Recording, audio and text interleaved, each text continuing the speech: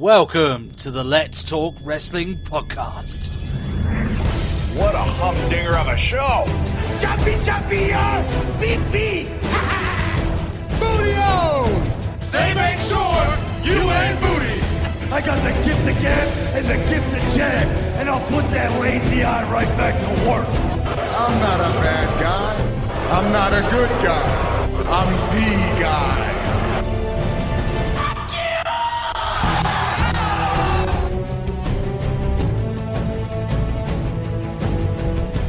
Hello everyone and welcome to the Let's Talk Wrestling podcast. The wrestling podcast where we review Raw and Smackdown and of course this week WWE Backlash. Of course the brand specific pay-per-views now being covered on the weekend show. Of course, as every single week here as the host of this show, my name is Turbo Tony. That name, of course, is a name that's imprinted upon every person's soul because I am God.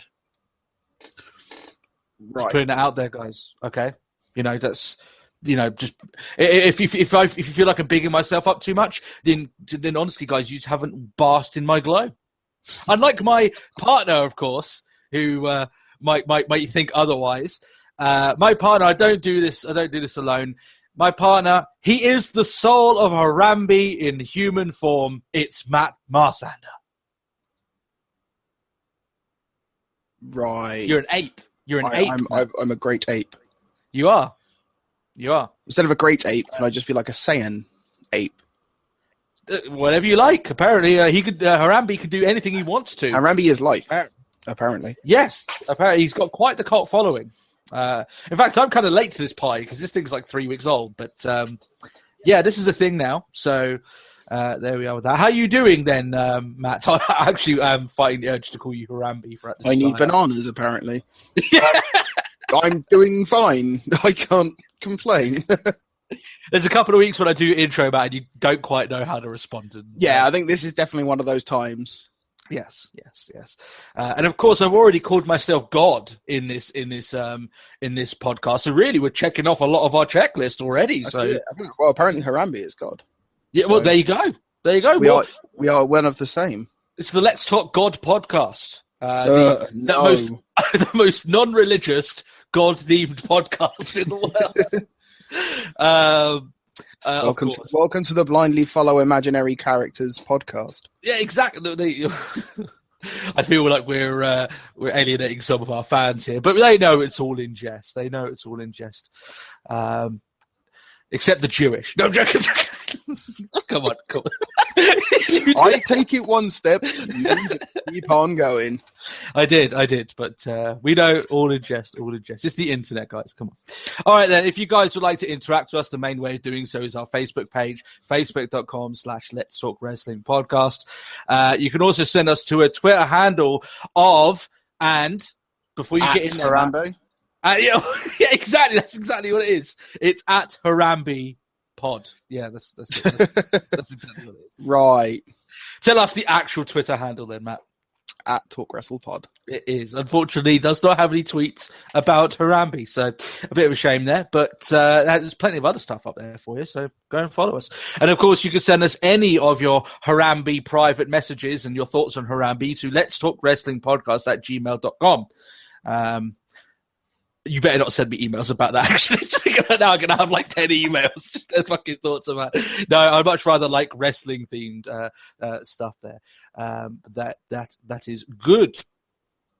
Okay. Matt, we've got, let's just explain what we've got here on the show then this week. We've got the news, a few interesting tidbits of news there this week. We've got our talking about the Cruiserweight Classic finale that aired, WWE Backlash, of course, fan feedback, and we've got our Raw and Smackdown review. So it's going to be a very big wrestling-themed show for you guys there this week, basically. I just feel really bad that I haven't actually got around to watching the finale. It sucks. Yeah. I've had like 6 hours of wrestling to watch today, and I kind of burnt out. Well, to be honest, I had like 3 hours on like yesterday just to get through Raw, and Jesus, I almost went insane. I almost lost my mind. So there is that. That's always a bit If you actually follow us on the Facebook page, and I was actually like, Matt, you probably say it for sure. I was starting to lose my mind. I started going a little bit crazy.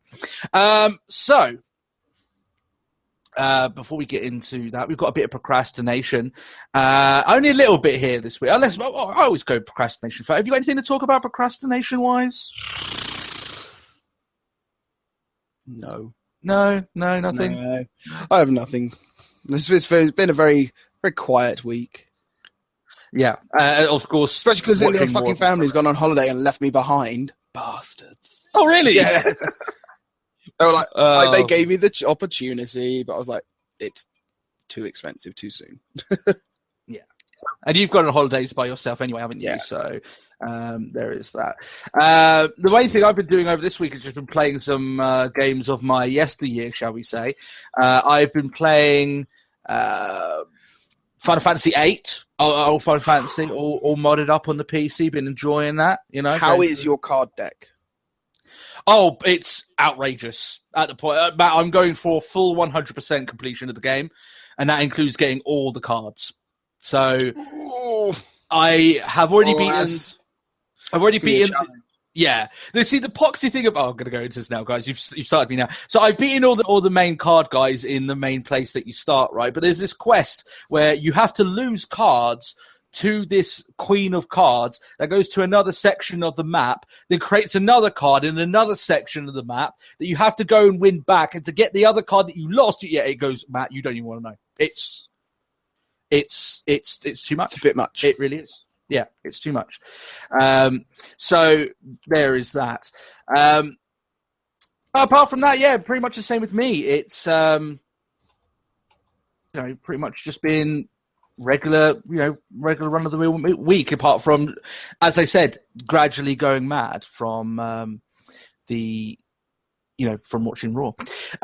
So apart from that, then we may as well get into it then this week. Let's get into the news. Let's mop up some of the stories that we were talking about last week. Of course, talking about Paige, Matt. Mm-hmm. We were talking about that. Paige, we were talking about last week about the issues about Del Rio, about him and his press release, him leaving. And the news had said that Paige was getting legal representation. She had no intention of returning. Well, she released a statement this week that is extremely contradictory to that. She has every intention of returning once her injury issues are dealt with. I actually saw some fans going, I would believe the internet reports over Paige herself. And I'm like, what? That's a bit fucking dumb. If she says that she's planning on returning back to WWE, I expect her to at least go back for a short amount of time, you know. That's it. It would be very fucking stupid if she had taken legal representation to leave them and said, I'm going, and then she wasn't actually anywhere. Actually, do you know what? I will stick around. It's like, yeah. Good luck with that. Yeah. I personally, though, Matt, just to add on to this a bit, I think it's the wrong choice. Now, take this with a grain of salt. I actually think her leaving would have done better for her career in the long run, because I don't think it would have been her last run in WWE if she had left. I thought she would. One of the things that we said last week, Matt, is that she's young enough that if she wants to have another crack later on down the line, then she can. It's not too much of a problem. You can make a return. Yeah. But it just didn't end up. Obviously, she decided to stay there. So who are we really to judge? Really, like if Paige feels it's the right point for her to go back, I hope the best for her. You know, we said last week, Matt, that we're big supporters of her because of obviously just with her being Brit from our country, right? Our fellow brethren, or I don't know how it means with women in that sense, but still, Kindred. Yeah, Kindred. Well, that's it, Matt. Yeah. You know what, though? The brand split at very least has opened up some avenues for talent, and she hasn't been around long enough to make full use of that. So you hope that, maybe the brand split will open up and we could start getting Paige back to where she should be. Put a swagger and just come to SmackDown. Yeah, all that, which I know you would like, Matt, but it's one of those things that For some reason, Matt, I've got an underlying here where I don't think this is the end of it. I don't think she returns back to WWE and everything goes hunky-dory.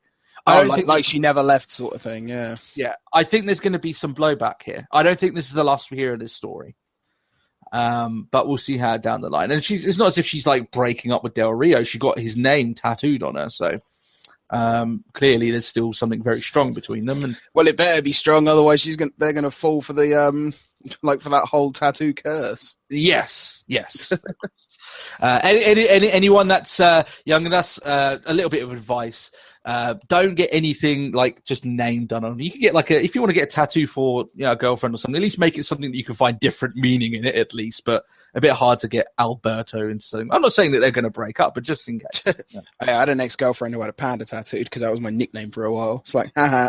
Well, now whenever she looks at it, she'll realize that you are not a panda, you are Harambe. Okay. Very true. All right. So she's got it wrong on two fronts there, Matt. Okay. So there we are. All right, the return of Monday Night Football, Matt, absolutely murdered Raw's ratings this week. Did you see this? So I'd heard, yeah. Oh, this is bad. We knew that it was going to take a hit because it's Monday Night Football. It's just what it does. I do expect it to get better as things go on, so I'm not going to rag on WWE too much for this, even though it's not good news. But there was a point with me as a wrestling fan, once I got more interested in ratings and numbers and that sort of thing, that I never thought I would see the numbers this low. And this is really low. Matt, in the final hour of Raw this week, it was 2.5 million viewers. That is painful, is it not? It's a fair drop. And I will make a note here in my Raw review that there's a certain point here where I was like, you know what? If I had watched this live and I had the opportunity of watching any sport apart from Raw, I would have taken it. I would have taken the most obtuse, weird sport like fucking snail racing, Matt. I would have watched that shit and been happy with it rather than Raw. So it gets to a point where Raw is a little bit like when they go up against the big shows like the Return of Sports or something like this, I wonder whether or not they actually try, because they must think that they're going to lose no matter what, which they are. But yeah, I'll get into the Raw review. But Matt, we were talking for a long time. I said before, less than a year ago, I said that I would never believe that the amount of viewers would ever go down below 3 million. And that has happened multiple times. One thing, though, to its defense, I'm defending WWE more and more with this, but to WWE's defense, their total viewership is technically up because SmackDown's ratings have risen since the brand split. True. So I'm sure WWE will look at that and say, well, over the course of 2 nights, The thing is that there's how many of that is the same person watching Raw and SmackDown? Now that he feels like he needs to watch SmackDown, because originally we didn't watch SmackDown, because what difference would it have made? Now one of us has to watch SmackDown because it's completely different.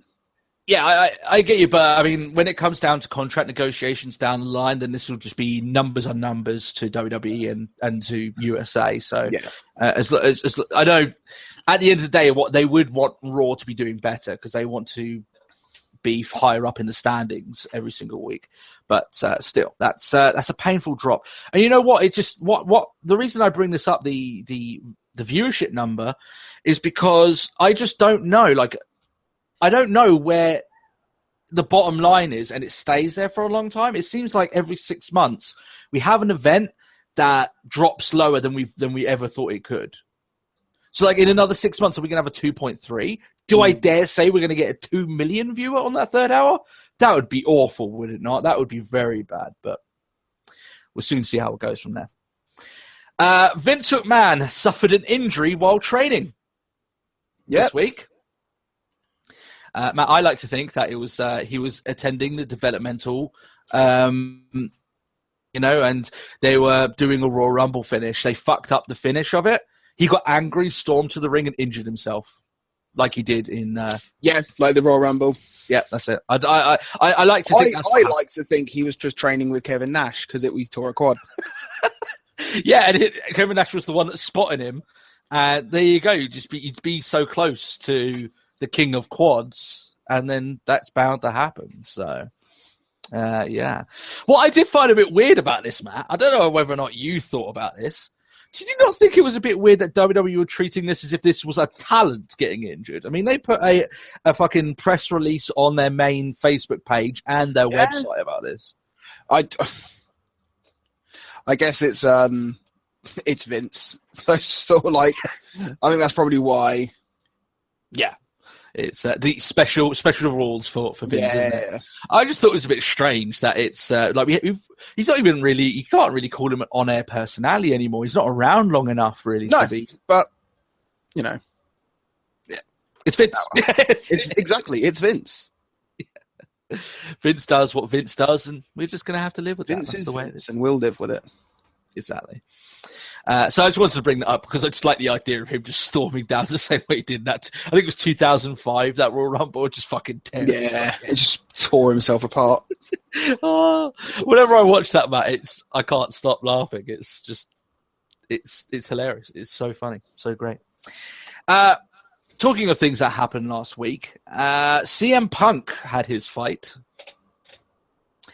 By now, I imagine everyone's heard about this because it's kind of old news now, even though this came out on the Sunday. But we haven't talked about it, and I feel like we should, considering we've talked a lot about CM Punk and his UFC debut. It didn't go too well for the guy, did it? Really? No. He learned pretty quick that 2 years in a gym doesn't make up for youth and experience, essentially. That's just the bottom line over here. Punk was obliterated in 2 minutes. Without landing a single significant strike. It ended by rear naked choke. I think it was like Punk struck 6 blows. And even then, I wasn't 100% convinced. Yeah. I think a lot of it was whilst he was trying to fight his way out. Yeah. A lot of them are just little jabs to the ribs, which really don't do that much, especially when he's been pinned to the floor and getting fucking walloped himself, sort of thing. It was a pitiful performance. Let's just be honest here. It was pitiful. It was damn near embarrassing, not only for Punk, but for the UFC as well, because they needed Punk to make this look like a fight. They needed him to come out and make it look, at very least at some point in the match, even for a minute, that it was on even ground, that he could have a chance. It just went like he walked into a takedown and the rest was history. It was a matter of time. Here's the one thing I have a problem with. Maybe I don't have the right with this, Matt, and feel free to let me know, because I've sat on this now and thought over it over the course of a week.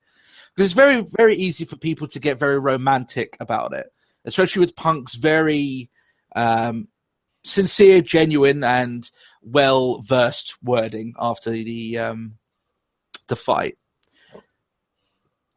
Now sitting on it now, I have a much different response to it than I guess most people do, because a lot of people are coming out and they're praising Punk for, well, he got in there. He got in there, Matt. He made that walk. He went in there. He did a lot of, something that a lot of people wouldn't do, and he got in there and he fought. Especially considering a lot of people were sort of like, he stood up, he stepped up and like proved the naysayers wrong and all things like that. Oh, no, not wrong. He kind of proved them right, but yeah. But at least he was like, nah, fuck what everyone says. I'm going to go in there. I'm going to do my best, and I'm going to go for it. Yeah. But let me ask you this question, Matt, because a lot of people are giving him praise for just simply walking in there and giving it a try. Matt, would you go in there for 2 minutes, get punched a bit, and choked out for $500,000? Quite possibly. I would, without question, Matt, I would do it. Do I deserve praise? No one would praise me for that. Matt, do you think anyone would praise you for going in there and getting an ass kicking for $500,000? Would I care? Exactly, right? But it's just that everyone else's response. I doubt Punk cares at all. But this is just the responses. Listen, look at the bottom line of it here. He was awful. It was the worst ever performance by a UFC fighter, and that includes Jose Aldo getting knocked out in 13 seconds, right? Yeah. That Punk honestly never ever looked like he was even capable of landing a single strike on the guy. He was completely outmatched. A guy that's only 2-0, bear in mind. They went as far low as they possibly could, and he didn't even have a shot. So when other people... Listen, I don't want to hear in the comments, well, he had heart to get in there. Guys, if you paid me $500,000 for 2 minutes of me getting beat up, I would take it. Fuck it. Put Brock Lesnar in there to fuck me up, and I'd still do it for $500,000. And I mean, people might go, oh, you're going a bit overboard now. Even if he kills me, it's $500,000 for my family. Like, you know what I mean? It's more than I can ever give. It's hard, like, look at it from that perspective, you know? It's not nearly as courageous as really you think it is. He didn't take that much of a beating. No. Let's be honest. He got punched a few times and he got choked out. And he looked a little bit worse for wear. But he wasn't like fucking Conor McGregor at the end of his last fight, where blood is fucking splattered all over his face. He really didn't get that hurt at all. One thing I think was very telling here, Matt, is that Punk said straight away, I'd love to fight again. Dana White shut that shit down. He said, yeah, no, it's like, I'd love to fight again. No, you will not. Yeah. He says it's likely it won't happen again in the UFC. I wonder, Matt, how much does he really want to carry on this MMA journey if it means him getting beat up a lot worse for maybe significantly less money? That's an interesting prospect there. Like, where is the cutoff point for Punk? Where will he take 5 minutes of getting fucking destroyed for half of the money he got? I mean, some of it, I probably don't think it was to do with the money. I think it's just the fact that he wanted to do it. And now as a result, like, Dana White's just basically gone, no, not anymore. He's like, I don't give a fuck. I can still live. Yeah. Here's the thing, though. Like, one thing that I'm sure, like, as you say there, Matt, in terms of money and what a lot of people say about Punk, he doesn't care. What he does care, though, and I refuse to believe him and his followers on this, that he doesn't care that he lost. Right? That it was a great experience for him and he gave it a go. Fair play. I imagine the loss is fucking killing him. Like, he won't admit it, but it's killing him because he wanted to go in there and knock Mickey Gall out and go on the mic and say, well, where all you talkers are now. But now it's given all, as you say, Matt, he proved the naysayers right. Or everything's been said towards him over the last 2 years, everyone that doubted him was exactly right. I think it's a bit weird for him to be coming out with albeit a very good speech afterwards about achieving his dreams and doing the impossible, when he got knocked out in 2 minutes. Like, it's, you know what I mean? He got choked out. It's a little bit like me failing in a marathon after going 5% of the way and going where everyone can achieve their dreams if they just keep on trying. It's like a little bit like, just go for it. You know, I just don't understand it. Maybe I'm a lot more cynical to it, and I've sat on it a little bit longer than most people, and I'm just like I saw an interview with Conor McGregor. He's like, oh yeah, you know, yeah, he's a Mac. Like, he got in there and he did what a lot of other people wouldn't do. And I'm like, dude, I would do it for that money. Are you fucking kidding me? I would get in there for 2 minutes and get choked out for that money. Yeah. And there would be millions of people on this planet more than happy to do that. More than happy to do it. I mean, hell, you can make a game show out of it. Yeah. Matt, and what's funny then is that he says all those other WWE guys are pussies. Everyone inside WWE would do it for $500,000.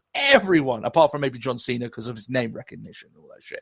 But anyone would do it for that amount of money. Come on. You know? So I just think it's... Maybe I'm looking through it. I'm being a bit more cynical. But I just look at it and this whole praise for him. It's like, yeah, he got in there. He made that walk. And I'm like... But... You know what I mean? It's... You know, everyone seems to be skirting around the fact that he was paid a lot of money for that, you know. And, yeah. I'd like to hear other people's thoughts on it, but I look at some people and they're so quick to throw praise on the guy. It became, to me, what UFC, you can tell that Dana White never wanted it to be. It became a freak sideshow. That's exactly what it was. That's it. It was almost like it was get left out to be a piss break. Well, I guess not necessarily a piss break, considering a lot of people will be like, I'm kind of curious. I know a lot of people who only watched the event purely because it was Punk's first fight. Oh, well, I would be one of those people, Matt. That's the one of the ones I'm saying. But it's not the first UFC fight you've watched. Like, I get what you mean. That's what I'm sort of saying. Yeah, like this is the first time anyone's really watched an event just because that's what they're interested in. Yeah. Yeah, I mean, I'm sure UFC got their money's worth of it, but in terms of reputation, they took a bit of a beating with Punk losing as badly as he did.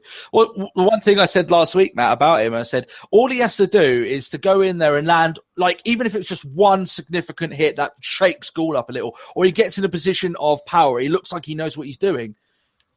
He never even got close to it. He didn't. He sort of stumbled about and just bumbled his way through it. He walked into a takedown, and then from there on out, he couldn't do anything. That was that. He was clueless. To the point he was trying to use the cage illegally to get out of the hold, so it just looked even worse. But still. You know what, Punk? What you can do is to go down to the amateurs, win a couple of fights there, come back to UFC, win a fight, and then all those naysayers, including me, will have shit to say. And I want you to succeed. Because I don't like talking about people mucking around here, but I just don't. When you've got fans and you've got plaudits and you've got people inside UFC just heaping praise onto this guy, I'm like, come on. But still, what about you, Matt? How do you feel about it? I guess you feel a little bit less against it than I do, maybe, or. I think our opinions are a bit the same. To be fair, I'm quite indifferent on the whole thing. I was watching it. I was just sort of like. Yes, as I expected. Yeah, it went exactly as everyone's expected it. That's it. I'd be curious actually because I didn't actually look into it, but I'd be curious what the bookies were going for it. I bet to win, like Punk to win, the odds were ridiculous. Yeah, because it'd be a fool's bet. Yeah. And I actually agree with Dana White, just to add on there. No, he shouldn't be fighting in the UFC. He shouldn't have fought in the UFC now.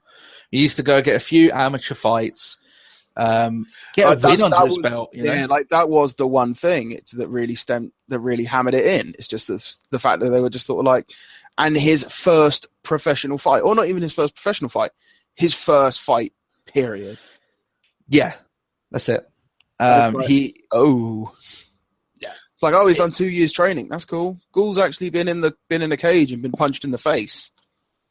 Like, and won some of those fights. Yeah, I tell you what's even more damning. This will hurt a lot for CM Punk fans. For all the talk of he gave it a go, he spent 2 years of his life and he gave it a good try. Guys, people that went in for about a week probably would have had the same performance in that fight. Yeah. You know what I mean? That's what's even more damning about it. Matt, I would put it, so if you went against, let's just say that you were his, you were, in that welterweight division, right? Yeah. Which I know you're not, but let's just say in no. Yeah. And you trained for a week, you could at very least lay on the floor and get choked out. That's all that CM Punk did. Yeah. So I actually wouldn't even need any training to lay on the floor and get choked out. Exactly. So, still. Matt, let's talk about the Cruiserweight Classic. Oh, yes. Oh, I'm rubbing my hands together about this. Oh, this is some good shit, Matt. Just put that straight into my fucking veins, mate. Oh. This is the thing that I'm like, once we're finished, I'm probably going to watch the finish of it tonight. Yeah.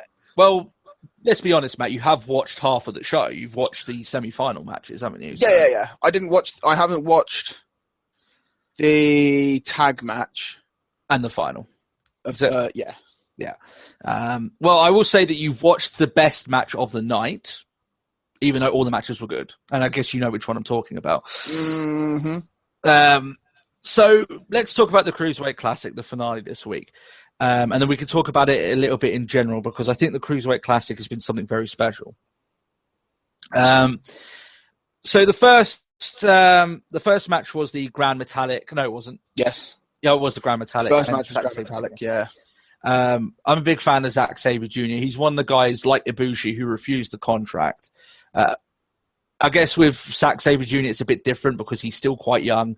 He still wants to go and make more name recognition for himself. So when he does go back to WWE, maybe he's a bit safer. I really don't blame him at all for going away now and coming back. I expect him to come to WWE in the near future. Ibushi, he's a big name in Japan. So really, if it's one of those things that if WWE wasn't offering a set amount of money, he could definitely make that in New Japan. I guess it's more of a money thing with Ibushi. I don't know, or along those lines. But Ibushi's a big star in Japan. He makes a lot of money over there, right? So the first match was Metallic and Zack Sabre Jr. A great match, really fun. Yep, I think really solid match. Standard. Really showed you the kind of wrestler that Zack Sabre Jr. is, and exactly the same could be said about Grand Metalik right from the offset. I mean, they did not waste any time starting off this match. Grand Metalik just bang, bang, bang straight in. Oh God, yeah, it was in there was like a pinning predicament, like within sort of 20 seconds. Yeah, he was flying all over the place right from the get go. Yeah, just awesome stuff. Grand Metalik does win. He goes through. Match of the night has to go to TJ Perkins and Kota Ibushi. Oh yes, Wow. This was a match and a half. A contender, and it's a very hard category to go from, Matt, for best match of the tournament. That's got a lot of matches to go up against, most of them again with Ibushi in it. It just shows how good he is. He's, to me, Matt, he's a little bit like the Bret Hart of Japan, where no matter who he wrestles, he makes them look fucking amazing, does he not? Yeah, he's going to get a solid match out of them. Yeah. And now TJ Perkins is a great wrestler, clearly, but Kota Ibushi has had great matches with a myriad of different wrestlers in this tournament, no less. So I'm really impressed by him. Really, really impressed what he can do. Because Matt, I've got a soft spot for wrestlers that can make their opponent look even better. Yeah. But Ibushi's definitely got that. Matt, this match was I needed this shit this week. I did need this shit. This was good. Yeah, especially because didn't you watch it after? Did you watch it before or after Raw? I watched it before Raw. Okay. I should have watched it after, but to be honest, I'm glad I did it the first way because that way I could get heaped up and hyped up and everything like that. Yeah. Or if you'd watched it like after Raw, then you probably wouldn't have watched it because Raw would have left such a bitter taste in your mouth. Like, I don't want wrestling. Yeah, guys, I would have been like, I'll catch it next week, and it might end up like. I'm sure I would have caught it because it's going to become part of Raw. But I always fear that it'll end up becoming like Lucha Underground, where for some reason I just don't get back into it for some reason. But still, that's the trouble. I keep seeing like Lucha 3, and I'm like, I still haven't finished Ultima. Yeah, I mean, it's Lucha 3 has already started, so. Yeah. So TJ Perkins kicked out of the Golden Star Powerbomb here, which is a sexy ass powerbomb, by the way. It's like a ride into like.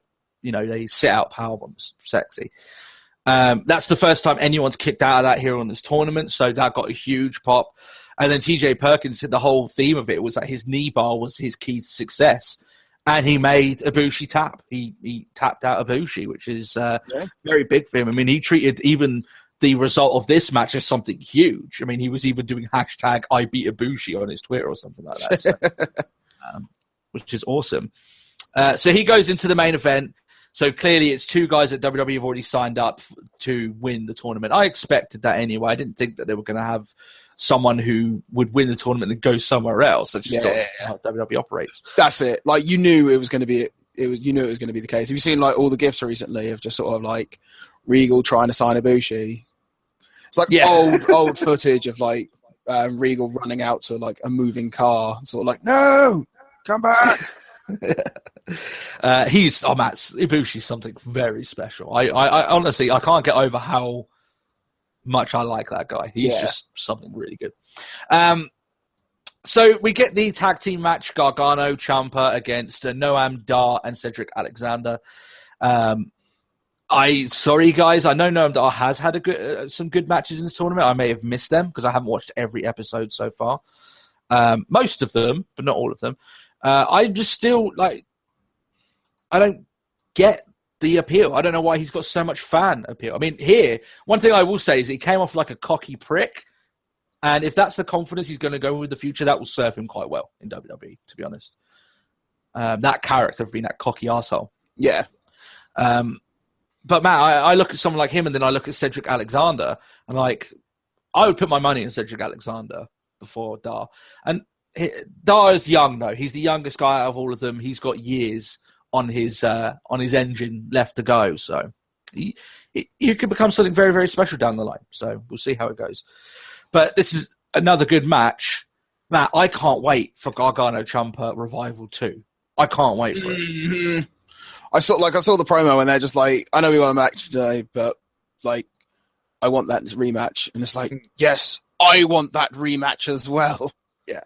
So people were saying this would be an event where Ciampa betrays Gargano and they were going to go on a singles thing. But no, there's no other team at the moment that's ready to go against Revival again. And I want them to just go and steal the show again. I'd love it. I really do. You'd struggle to find two guys more that have so much fire and just great matches eking out of them than Gargano and Ciampa. It just seems like everything they touch is turning to gold. They're really awesome. Ciampa, especially to me, for some reason, I'm really, really impressed by him. I really think he could be something really good. He already is, but we'll see how it goes there. So we get to the finale, Matt. Matt, you already know who won. I'm guessing. I'm not spoiling this for you.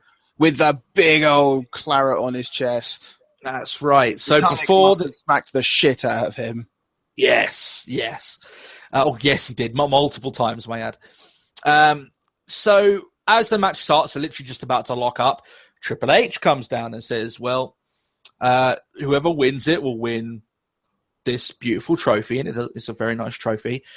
But he's also going to win this," and he brings out the Cruiserweight Championship, which I said before that I was very off by the idea of having a purple strapped championship. This is probably the best looking purple strap championship I could ever envision. So I'm okay with it, to be honest. A big shock, though. It made it seem like, oh my goodness, this is like shit was already real heading into this. I mean, it already felt, Matt, like this was a big deal, right, going in. And then the stakes got raised even higher. Complete shock. And I really thought it was awesome. Another great match. Really, really good. TJ Perkins, Matt, as you say there, Matt, gets smacked to shit. His skin is just fucking deformed. He's got welts. It's discolored. He got hit hard in so, like, these are just full on, like, full hand chops right to the chest. They're just, grand metallic specials, as we'll call them now, as they will fucking change the color of your skin. They were, So, a great match again. TJ Perkins selling over the fact that his knee bar is the key to his success, keeps trying to lock it in, does get it in a few times. And he wins. He taps out Grand Metalik and becomes the Cruiserweight champion, the Cruiserweight Classic winner. And all in all, Matt, looking at the CWC as a whole, I will think that, at very least on the WWE Network, that you will struggle to find 10 weeks of a collection of matches, or let's just say, in this case, a tournament, that showcases such a variety of excellent pro wrestling with wrestlers that are, where the matches tell the story, and the focus is on relatable competitors rather than stupid gimmicks. This is, if I were to create a wrestling show, Matt, from the ground up, it would look a lot like the CWC. That's how I would like to do it. They went all in terms of sports. The tournament has been host to not 1, 2, or maybe 3, but what seems like 10 fantastic matches. You could probably call off just the top of your hat, top of your mind. Sorry, it has been excellent. It's been fantastic. Just a great idea all around. And what I love about this is that the legacy it leaves, the Cruiserweights are coming in. They're the reinforcements into Raw. Raw desperately needs them. I cannot praise this tournament more than I can. It's been superb. It's been fantastic. It's really good to talk about something WWE does that is this good, isn't it, really?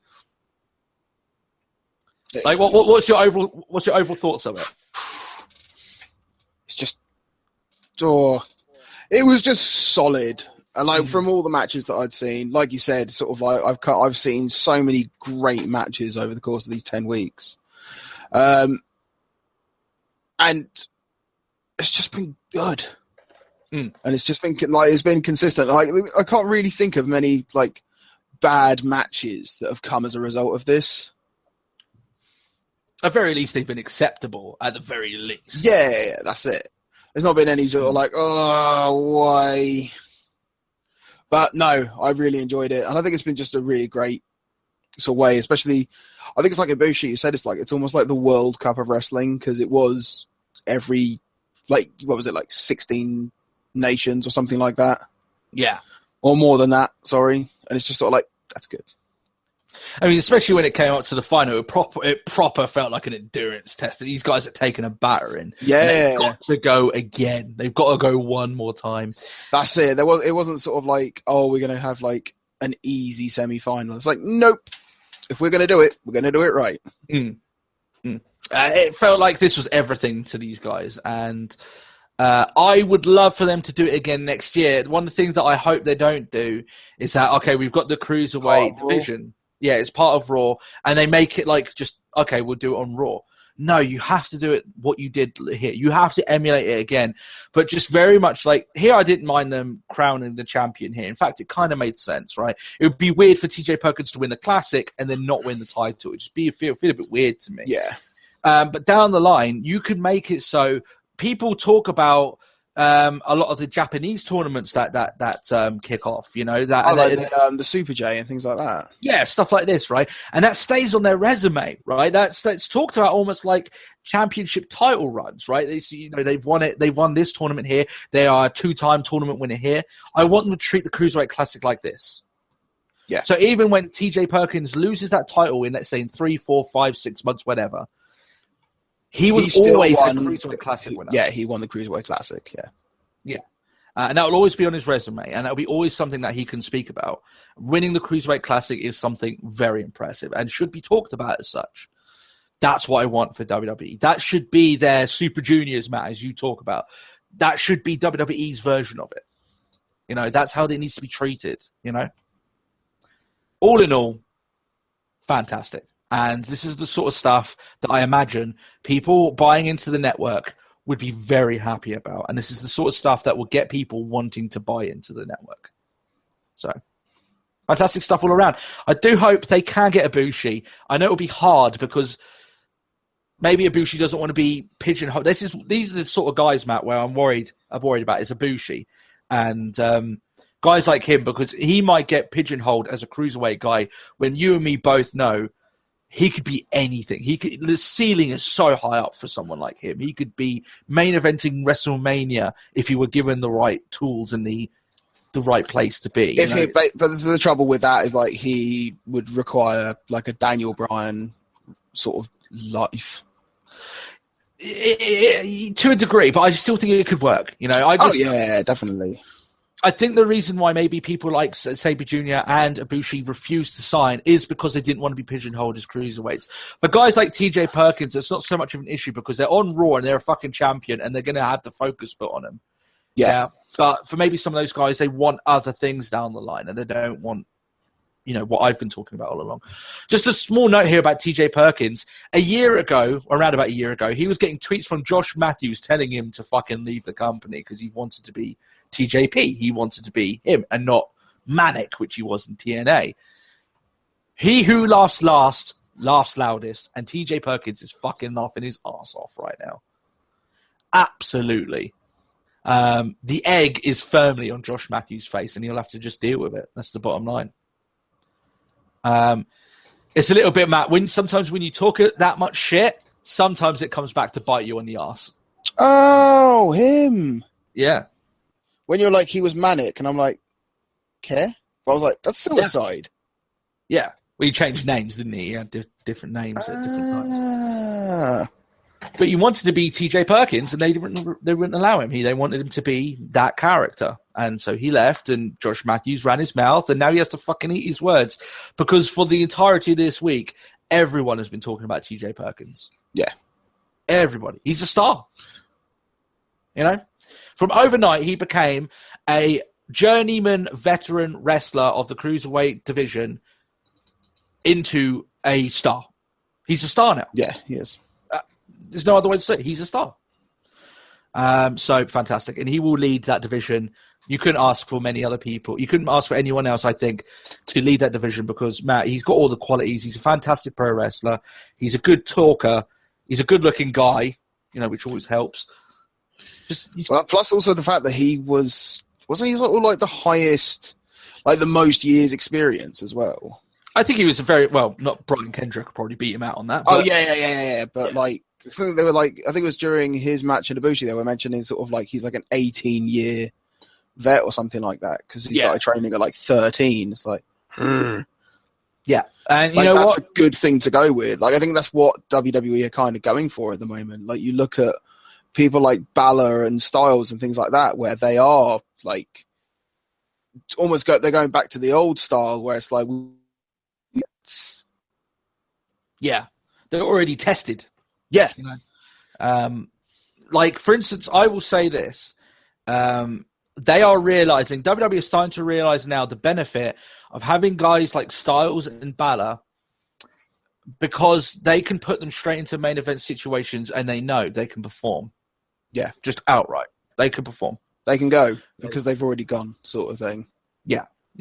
And they already come in, Matt, with a built-in fan base, which is something that could have helped Roman Reigns before he got the big push, but he didn't.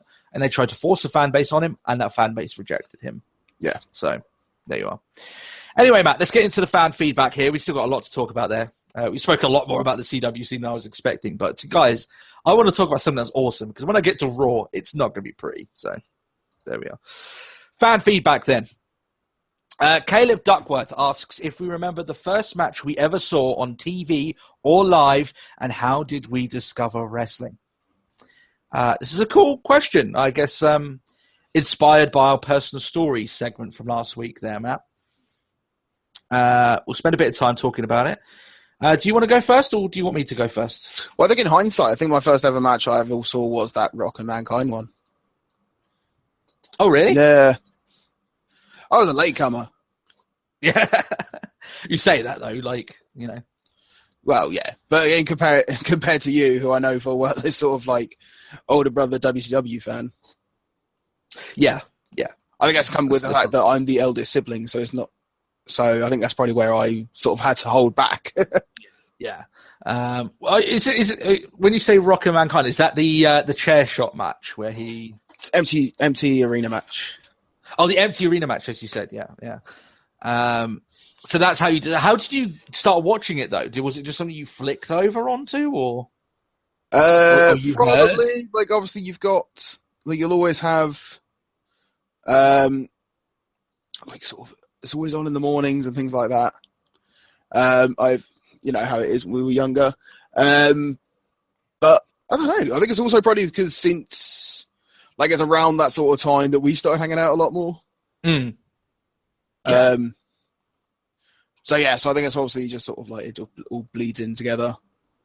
Yeah, almost like maybe you were flicking the channels, because back in the day, guys, to find the songs and the shows we wanted, we just had to flick through the channels. We didn't have as many as we did, as we do now. Yeah. And I still can't find anything to watch. Yeah, there you are, exactly.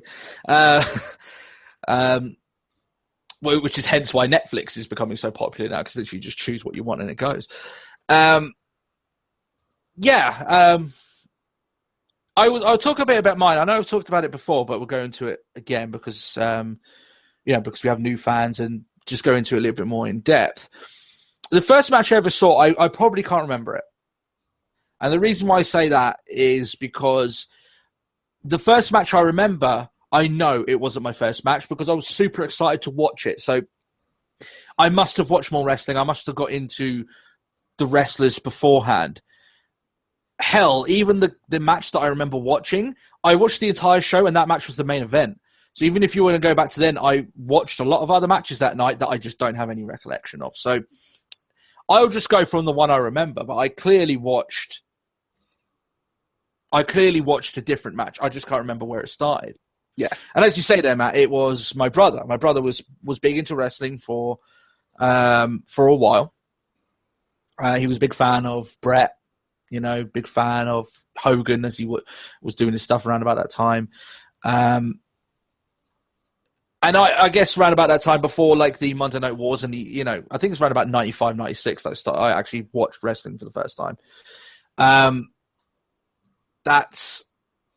He was watching a lot before that point. So like he would be fan of like Ultimate Warrior, right? I remember that was one of his favorites.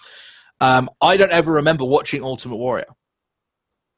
At least not then. I watched him, a lot later on in my life. Unfortunately, maybe not in some of his best moments in WCW, but I don't remember watching Ultimate Warrior in his heyday, but my brother does, and that's where he was a fan of.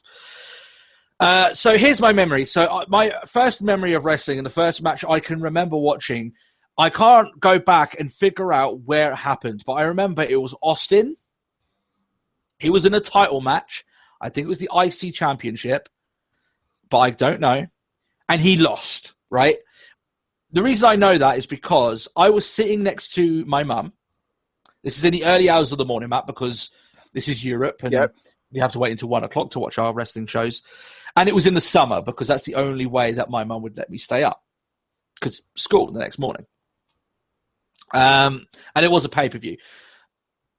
And the reason I remember that Austin lost that match is because I started, when he lost, because I was such a huge fan of Austin, and I was sweating fucking profusely with excitement, by the way. I started making excuses for Austin, right? I started going on like, oh, Austin let him win, or, like, oh, he was injured going in, something like this, Austin will get him again, or he's just setting him up for a more embarrassing loss. I remember I was starting to make excuses for Austin, because back then I believed it was real, and part of that is pretty awesome.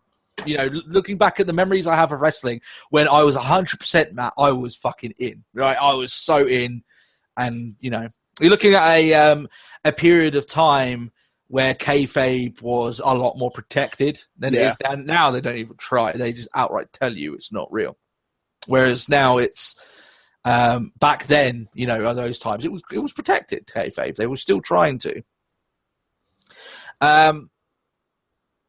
So, yeah, I mean, the way I believe that, if you want me to go even before that, naturally, I imagine it would be my brother watching a wrestling show, me being a little brother wanting to see what Big Brother thinks is so cool, and then going to watch it. But I can't remember what match it was that I first saw it. But that's how I discovered wrestling anyway. It was my big brother. It's funny now, though, Matt, that my brother doesn't watch it at all, has no intention of watching it. I mean, he didn't even watch it longer than he was probably to the age of 16, and he stopped. He just didn't find it fun anymore. And there's me here all these years later, now at the age of 28, doing a wrestling podcast. So you can tell who got more enthralled by it, right? You can tell who the real fan ended up being. Yeah.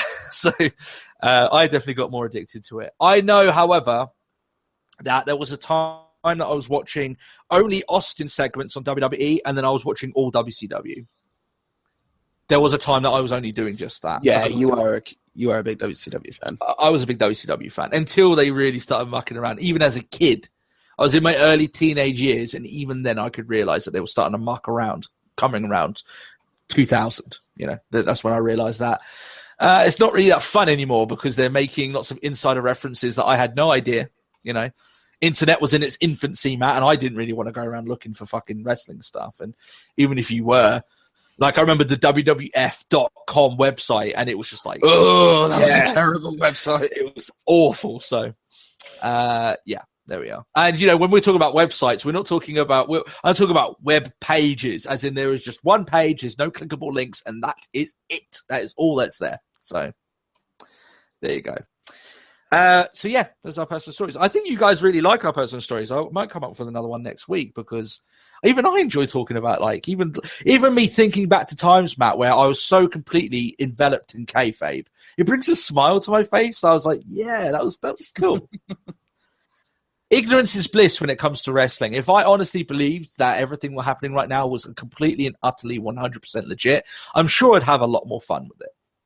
But I don't, and that's just the bottom line. Billy McGee says that he saw his first wrestling show in November live.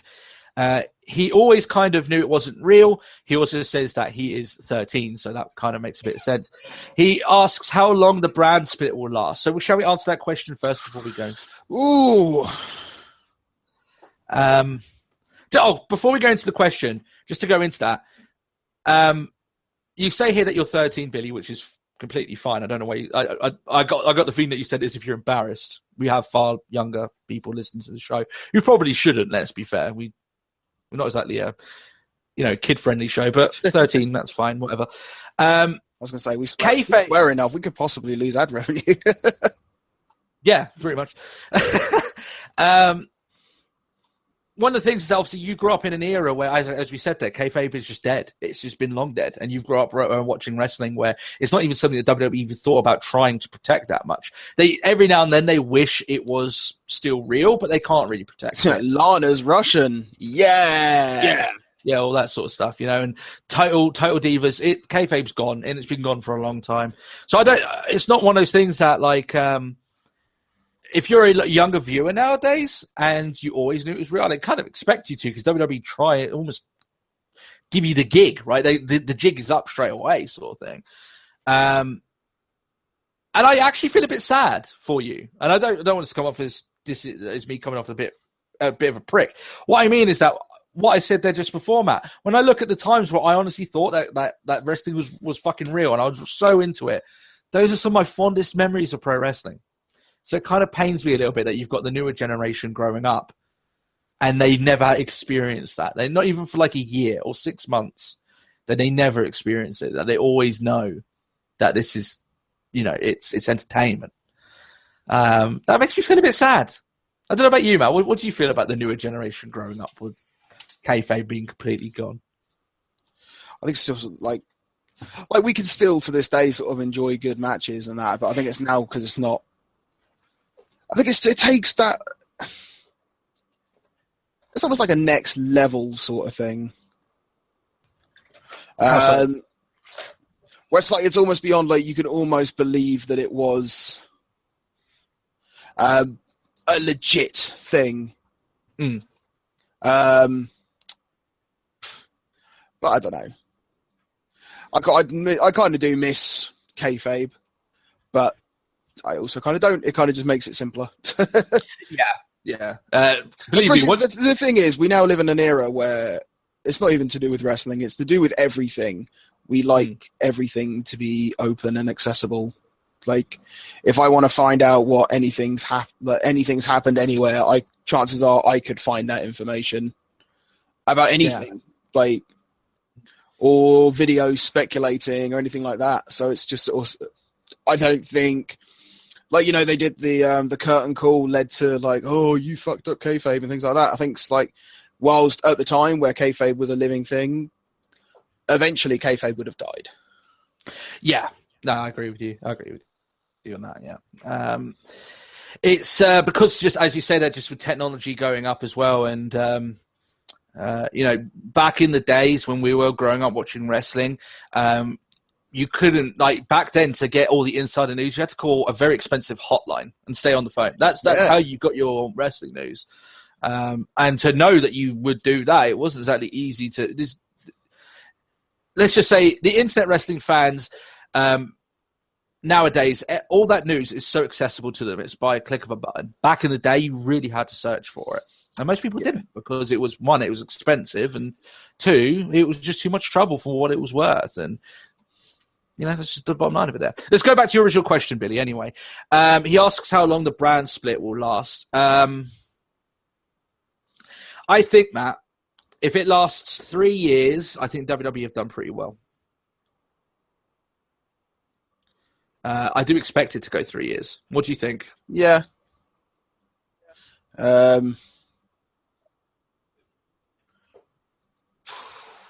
a tough one.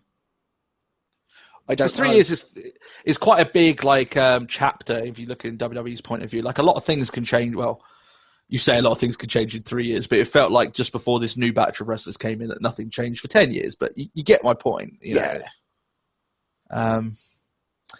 And the reason why I say it might die in 3 years is that at that point, maybe it comes down to USA's contract agreements. Maybe they decide they don't want 2 averagely rated shows. They want one that draws them in big viewers on a Monday night. So they just say, no, we want you to fucking get rid of it and go back. Wasn't it Raw that was declared as the Super Show or something at one point? Yeah, the Raw Super Show was when the last brand split failed, they were calling it the Raw Super Show. Yeah. Because and then the brand split was basically dead from that point. I think WWE, what will happen is that once you get to after the 2 year point, I think maybe they're going to start muddling around with the brands a little bit more. It starts becoming a thing where it's not as strict nowadays, where you can have people arriving on other shows and performing on an occasion. That's always the beginning of the end. Once they allow themselves to do that, it's almost like WWE can't be trusted with it. Once they do it once or a couple of times, you're going to start seeing people go on each show all the time. Yeah. And that's just it goes back to what we were saying regarding like Orton and Lesnar. Just like, oh my God, they're fucking it up already. Yeah. Now, they've been a little bit more stricter on it as time has gone on, and fair enough, but we'll soon see how things go from there. But you think 3 years as well. I think three. The reason I say 3 years, I think 3 is a solid estimate. Yeah. I'll tell you what, it'll be much more interesting when WWE's contract is up with USA, whether or not things stay the way they are. There'll be a lot. What I mean is that if USA doesn't instantly take them back, because they re-signed them last time for a lot less money than WWE wanted. If they do it again, I just wonder how that'll affect things. But obviously, we're not privy to that information. We'll have to find out as the time comes. So, before we go into that, let's go into our other questions before I forget them. We've got a message here from Mario Tia, who has been listening to the shows but hasn't been giving us his awesome long messages on our Gmail account, on our email, which is awesome. But it's good to hear from you again. He's got a couple of questions here. First of which being about Shinsuke Nakamura, saying that he's one of the most fascinating and captivating things in pro wrestling. He was blown away by his match with Sami Zayn at TakeOver Dallas, which in my opinion, Matt, is still match of the year, but we'll soon see. Yes. But with most of his moves being kicks and knee strikes and the inverted exploder suplex as his only power move, will his matches risk getting staler and feeling rather formulaic? It's a good question, because that could be leveled at Shinsuke with a lot of his NXT, not the specials, but the NXT shows that he does. A lot of them, especially like the 5-minute matches, seem quite similar. I will say that I think he's a good enough wrestler to know when to change things up a little bit. He may end up being one of those guys, though, who feels that it's his personality that gets sold more rather than his in-ring work, which is true. But yeah, I think he's at risk. I will say that. I think he's at risk if he keeps going in and having very similar matches with a lot of the if you look at the match he had the week after he made his debut, I think he wrestled Ty Dillinger. Is that right, Ty Dillinger, Matt? I think that sounds about right. Sounds about right, yeah. Yeah. The match he had against Ty Dillinger is very similar to a lot of matches he's had on NXT. The match he had against Jay Cutler recently is a lot like the ones that he has. I think he'll always come good at the specials, but otherwise, yeah. I think you're onto something. I think he's at risk. What do you think, Matt, anyway?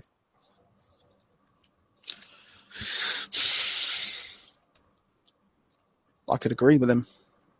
Mm-hmm. And I kind of feel terrible for saying it, to be fair.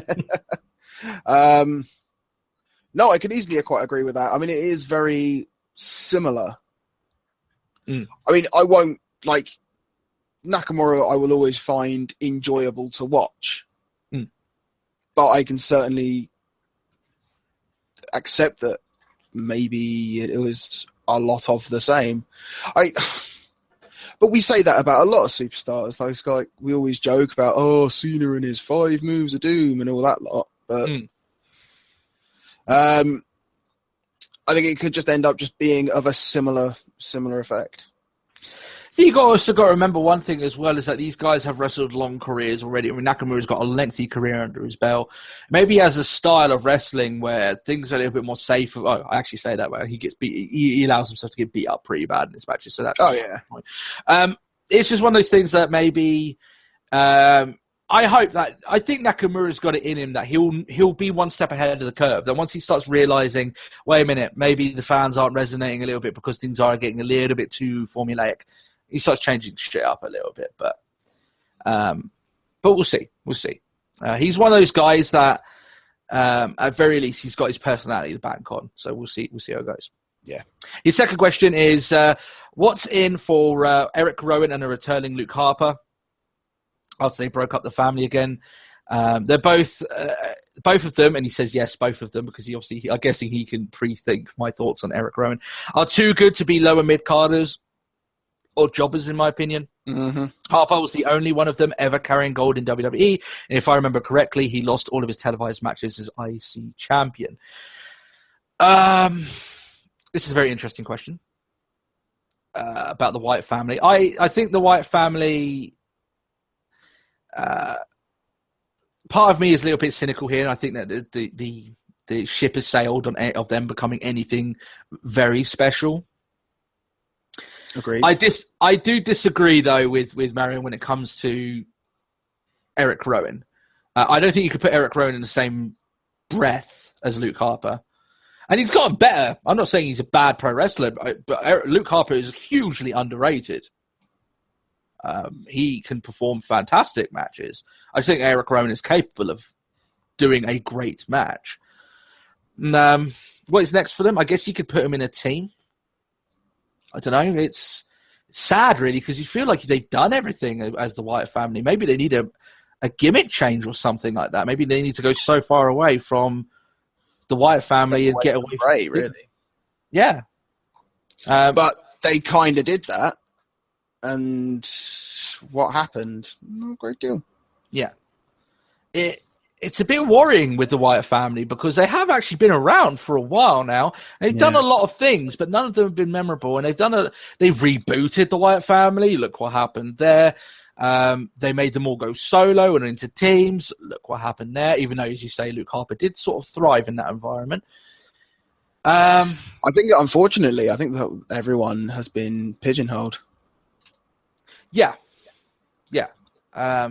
What I would do, Matt, is I would put Luke Harper on SmackDown, which I guess a lot of people would do the same. With I wouldn't. The rest of the family. No. I think that Eric Rowan. Maybe I'm guessing, Mary, you disagree with this, and that's fine. We have different opinions, but I just don't think he's ever going to be as good as what Luke Harper could be. So I would make Luke Harper a single star. I would turn him face. Okay. Maybe you make him go against the... We've already even had, I can't remember who, but someone came up with a great idea that Luke Harper remembers who he was before he was a Wyatt family member, sorry.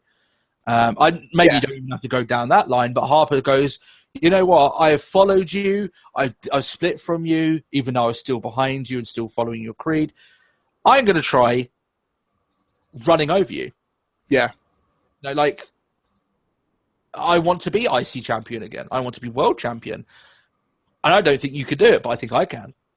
There may be something there. But you held me back. Yeah. Something along those lines. Harper is so good, guys, that you could change his gimmick. You could do anything that you want with him, and he'll still make it work. He's fantastic. Mm-hmm. So underrated. But we'll see when he comes back. I mean, he's been out for a long time with injury now, and you hope that he comes back sooner rather than later. What do you think anyway with these guys? I mean, it's one of those things, as I said there, that it's just, what can you do with them that hasn't already been done? I think it's kind of the problem, like I said, it's like they've been pigeonholed as part of the Wyatts, and because Bray doesn't have any legitimacy as the new face of fear or anything like that, it makes it difficult for those that have been sort of stepped in with him. Okay, yeah. Basically. Sort of like, oh, we're part of the Wyatt family, yet the Wyatt family name, in a sense, holds no weight. Yeah. It's the faction is only ever as big as what the head of the faction is. And Bray Wyatt, unfortunately, has just been a myriad of booking mistakes after booking mistakes. Yeah. I could do an article on on our Facebook page, which I might even do. I could probably name 10 times where WWE has fucked up the Wyatt family. Just have. There's been tons of times they lost to he lost to John Cena at WrestleMania 30. I can think of that just off the top of my head. Yep. They lost that handicap match, which was on their side against the Brothers of Destruction, when that could have been a passing of the torch. Bray Wyatt went ahead and started calling himself the new face of fear, even though he didn't beat The Undertaker. So it was like the loss didn't even matter. I mean, that was the thing. It was almost like he feuded with Undertaker to claim that title. Yeah. They're like, oh, I've lost. I'm still going to use that. Yeah. He's been involved in multiple rivalries, which he just hasn't won. He lost the rivalry against Roman Reigns. He lost the rivalry against Dean Ambrose. He lost rivalry after rivalry after rivalry. He talked so much shit and never backed it up. And now it's got to a point that anyone by association of Bray Wyatt almost has that stank on him for it. And that's Braun Strowman has got a whole different host of problems now that people are getting bored of what he's doing for the squash matches. And, you know, he's away from the Wyatt family now, so really he's just disconnected, right? He's on a different brand. But for the other guys, it's if they're put on SmackDown, if they're paired up with them or made to believe that Bray Wyatt still has control of them, the more that Bray Wyatt loses, it reflects on them as well. Yeah. That's just the bottom line of it there, but there we are. We have to move on here. Well, we're still on this. We still got Backlash and all the other stuff to go on, and we only got like 45 minutes left. Anyway, Adamos Marcos asks, what is our overall opinion of Raw? I guess this is a question towards me. He thinks it's hot garbage, full of squash matches, storylines all over the place, Sasha Banks botching again with the pinfall this week, and that Dana Brooke outperformed both Bayley and Sasha Banks in their match this week. And he has a little bit more to talk about his question last week as well. Well, you can't really give an answer to this, Matt, because you don't watch Raw. Watched a pin? She did a little bit. An argument could be made that basically her shoulders were on the mat at the same time that she pinned Bayley in this weird lock-up thing. The argument could be made that Bayley didn't have any of her limbs or body parts over, like holding Sasha down. Maybe, I don't know. I'm with you, Adamos. It's a bit that's a bit of a stretch there, but still. My general thoughts on Raw could probably be summed up in the Raw review later, but overall, I just think that they've got, from the brand split, Matt, the butter that they had to spread over that 3 hours has only got thinner. And you can tell that they still, after all this time, after all these years now of having that third hour, they've got no idea how to book it. They just don't know. I find it really interesting that Raw is doing that. And yet, I've had Swagger now come over to SmackDown, who's been instantly thrust into a storyline and he had nothing to do on Raw. And you're like, they're trying to fill up all this time in 3 hours with bullshit. And it's like, that guy's not doing anything. Like, as far as I know, Summer Rae still hasn't had a match. No, as far as I know. Swagger came to SmackDown because Raw he wasn't doing anything there. It's ironic that Swagger actually jobbed to Jinder Mahal this week on Raw. He's been forced straight into a story with Baron Corbin. Oh, there you go. So, yeah, it's... Also, one of the issues here with Raw is that they're now forced into a situation where they're trying to build up new stars to fill over the time they have, because half their stars got shipped over onto a different brand. So they're trying to make new stars out of guys that haven't. They haven't. Like, okay, yeah. Like, are you referring to like with Styles and Cena and people like that? Yeah, and Ambrose. Okay, right. Because I'm just sort of like, they're trying to just like make chicken salad out of chicken shit with what they've been dealt. It's like, you've got so many guys not doing anything. Yeah. Yeah, but the fact is they've chosen a select few guys to give pushes to that include Bo Dallas and Jinder Mahal. Jinder Mahal got a new gimmick this week and a victory over Jack Swagger. Bo Dallas has been given squash matches the last 2 weeks. Sorry, I liked Dallas at one point. I thought there might have been a chance there for him to become a decent mid-card talent. That went and gone. His stock is really fucking low. You look at Jinder Mahal. He's got no business being used as anything apart from enhancement talent. That's just the bottom line of it here when you've got other guys that would be... and the fact is as well, they've got 3 hours now to fill up time. They just don't know how to do it. They still haven't figured it out. And any of the other options that they felt that they could have had to fill it up have now gone to SmackDown. And that's by their own design. WWE have made their bed and now they have to lay in it. Yeah, that's just the way it is. I will say that I wouldn't say that Dana outperformed Sasha and Bayley in that match, but she hung with them far better than what I would have expected, and I was really happy about that because, like it or not, we need decent women on any of the rosters at the moment, whether it be Raw, SmackDown, or NXT. Oh, I'm good over here. Oh, you're doing fine now. It certainly seems like the SmackDown Women's Division have really got their shit in gear. They really seem to be doing all right. I even had a Fatal a Fatal 5-way match that wasn't complete chicken shit. And we'll talk about Backlash as well, so we'll which was pretty decent in its own right. So yeah. Kane Say Dennis asks us our opinion on some of the greatest heel and face turns of all time.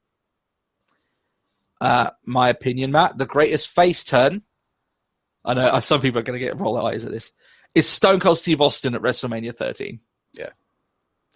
And it's not because it was, he did something that instantly made him face. It's because the double turn was so brilliant.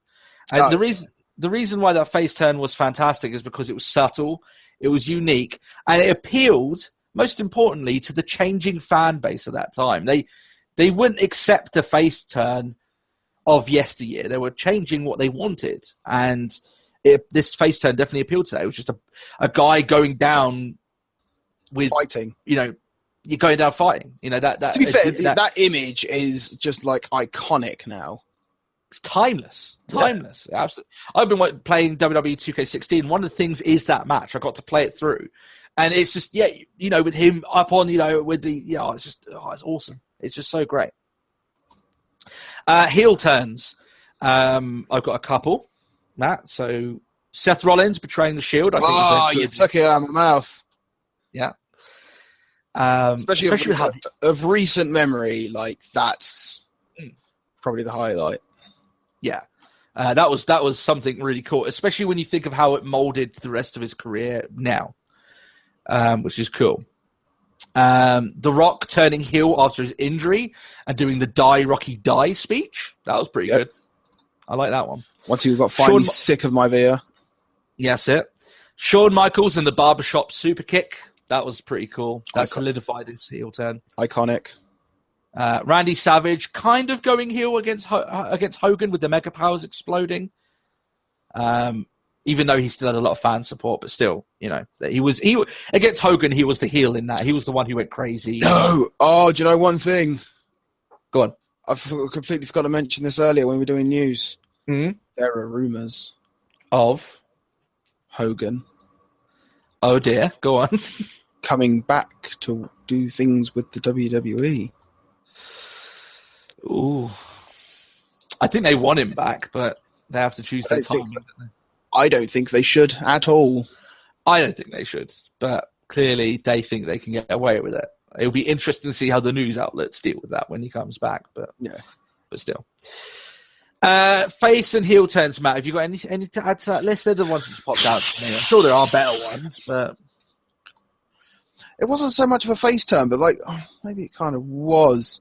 It kind of was. Batista, when he was sort of Triple H, haha, you're not going to face me, are you? And the Iconic just thumbs down. Oh, that thumbs down. Yeah, that was cool. I like that. Yeah. That was a comment of the face turn for Batista as well. But I think that's probably the other one that sort of sits well. Yeah. I think there aren't that many. I wouldn't say. There's been a lot of turns, but very few iconic ones. Yeah, there's been a few ones that should never have happened, like Austin at WrestleMania 17. He should not have turned heel. Even look at Business after he turned heel, just wasn't the same. There's a lot of there's a lot of heel and face turns that were just completely wrong and just shouldn't have worked. So, I'll tell you what could be one of the best heel turns of all time is if Roman Reigns turned heel about a year ago, but that chipped his fucking self. I've even got to the point now where I think that Roman Reigns turning heel now just won't be as good as what it could have been, but there we are. No. Axel Diaz gives us the reason for Kathy Lee Gifford and Hoda, and it is it. If that's the gift of Jericho, I will return that shit. Absolutely. Well, I'm going to take the heart route on this. The reason why we had Kathy Lee Gifford and Hoda, not Hodor, is because Rollins did it. Oh yeah, Rollins. Yeah, exactly. Oh yeah, yeah. And Rollins as well. He was the one in the bed with Hogan when he made all those racist comments. It was Rollins who did it. Yeah, and he videotaped him as well. Oh yeah, Rollins. He's the one who caused Lita to have her miscarriage, and yeah, it wasn't Snitsky's fault. It was Seth Rollins' fault. Exactly. Yeah. We'll get to the bottom of this. Yes. Guys, let us know what else is Seth Rollins' fault in the comment section. Because according to Smith Hart, it's pretty much everything. Or the Hart family in general. It's just everything. Everything is Seth Rollins' fault. So there you are. If you're upset about the whole political situation going on at the moment with Donald Trump possibly getting elected, then you can blame that on Seth Rollins as well. Seth Rollins' fault. He's the one who did it. Yeah. Any of the weeks, Matt, that unfortunately one of us is sick and we can't record the show, you guys will know. Yeah. You guys. Yeah. There we are. Seriously, that's ridiculous. It is sad news though, hearing about apparently someone dying in his training school, but that's apparently his fault as well. It's like, what the fuck? Yeah. Apparently he doesn't even have to be there for it to be his fault. It's ridiculous. All right then, Matt, we don't have a lot of time. We've got to do 3 reviews in 35 minutes. So right. We're not making that 35 minutes. I'm guaranteeing that we're going over time. But let's go through this as quickly as we can. WWE Backlash. Let's talk a little bit about this. Becky Lynch winning the Women's Championship in what was a very good opening match with the women here. Very good. Very happy for Becky. In a weird way, she's been the 4th girl in the 4 Horsewomen, never winning the title herself and seeing the others in more elevated and promoted roles, right? Yeah. But the fans, and clearly WWE, noticed her hard work and her popularity. That's never been in question. And she's been rewarded with a championship title belt, which is quite a nice-looking belt. The girls in SmackDown, Matt, seem to have kicked some serious ass, from what I've heard. Mm-hmm. So, fair play to them. It's been a good time for women's wrestling on SmackDown. Yeah. It's actually a little bit endearing because I saw the interview that Becky Lynch did with Michael Cole, and she's just like giddy about having the title. She's almost like a bit of a fangirl about it. It's like, yeah, that's kind of cool. I like it when they're genuinely happy. Yeah, she had a in-ring sort of like interview promo sort of thing this week, and that was great. Yeah. I almost like with TJ Perkins winning the Cruiserweight title, if they just open up and be vulnerable and tell you how much it means to them and be genuine, that'll get to us, and we'll like that. Especially we had, what was it? Like, because obviously she's now going almost as under the mantra of like Becky Balboa. Yeah. And it's like, it's quite fitting how it's Becky Balboa in Philly. Yeah, there you go. Like, hey! There you go. We can also talk about Heath Slater and Rhino winning the SmackDown Tag Championships. They were the right pick here to win, in my opinion. They've got genuine momentum. It builds up 2 guys that could have easily just had nothing going for them at the moment. The Slater character is just over. There's just no other word to say. He's over. And the interaction with Rhino has got some really good comedy. Good comedy in WWE, guys. Bit rare, Good. It's great. And that's on my show. It's an example, Matt, of what you could do with 2 characters that you want to root for, and they've got some comedy added here and here, and it's not all that they're about. And then you've got the golden truth, where it's just bad comedy after bad comedy after bad comedy. It's a big difference there. The Usos, I will say, Matt, from just watching, because I haven't seen their heel turn. I mean, you explained it on the reviews, but they've taken to that heel turn very well. I'm very impressed with how they're doing their stuff. I got a little confused. I've been a little confused with them recently, though. Go on, because they still come out with all the color of like their entrance, and it says like still on the whole play hard in paint, and it's like, you're not doing the paint anymore. I guess it's taking very confused. Yeah, I'm sure that'll get updated in time. I like the way that they're conducting themselves. SmackDown needs a marquee heel tag team going forward, and the Usos Yeah. Looks like they're taken to this. They looks like imagine what they could have been if they were flanking Roman Reigns. I know beating us dead. This hell doesn't exist anymore. But imagine if they were flanking Roman Reigns as a heel, as this heel tactic. Oh, that could have been something right there. AJ Styles won the WWE Championship here on the show as well. Mm-hmm. Big moment for him. Awesome. You thought he was awesome. I wouldn't go for like I probably wouldn't go as far as to say to give it an awesome. Not to the extent that like his match with Cena at SummerSlam was awesome. Well, I enjoyed the match. Okay.